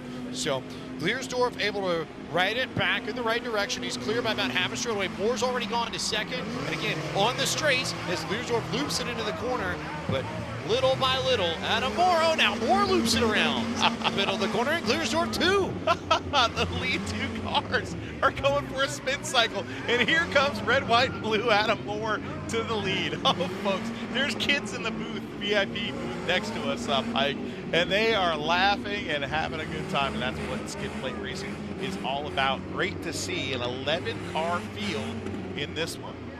So Adam Moore out in control of this. Gliersdorf is just stuck there over in the south turn. John Boy's in the grass. He's done. Right, he's stuck. Heavy rains, water earlier, making it hard to get out. Meanwhile, Moore still rolling around, leading this group, trying to survive as best as he can. They clear of the field by about half a straightaway. Gliersdorf now rolling along still in 2nd. And then third place right now belongs to Grayson Hackett. Well, And the lights. The lights are going off here to show the skids. They're on a timer at 11:45. They go off automatically. They are back on. We are good. That scared some people, didn't it? Adam Moore in the 01 of Daryl Asbury almost get into it in the corner. Beersdorf there, halfway already. So this should go to lap 5 or 6. Yeah, I mean, yeah, it's a 5-lap race. Halfway would be on the backstretch, so that would be 2.5. Math at this point is I'm hard. not a mathematician. We are in hour 4 of our broadcast now officially, so. Adam Moore, though, continuing to push. Everybody's seen halfway. Moore with that patented strategy of breaking a straight line and then go. And that's been the difference maker. Everybody else is trying to sort of drift through the corners, I guess, Knoxville style. No, it doesn't work. But no, it's Moore's got the idea, and the lights have gone off again. I like this. I think skid plate racing in the dark might be the new ticket, folks. The fireflies are coming out. The cell phone lights are coming out.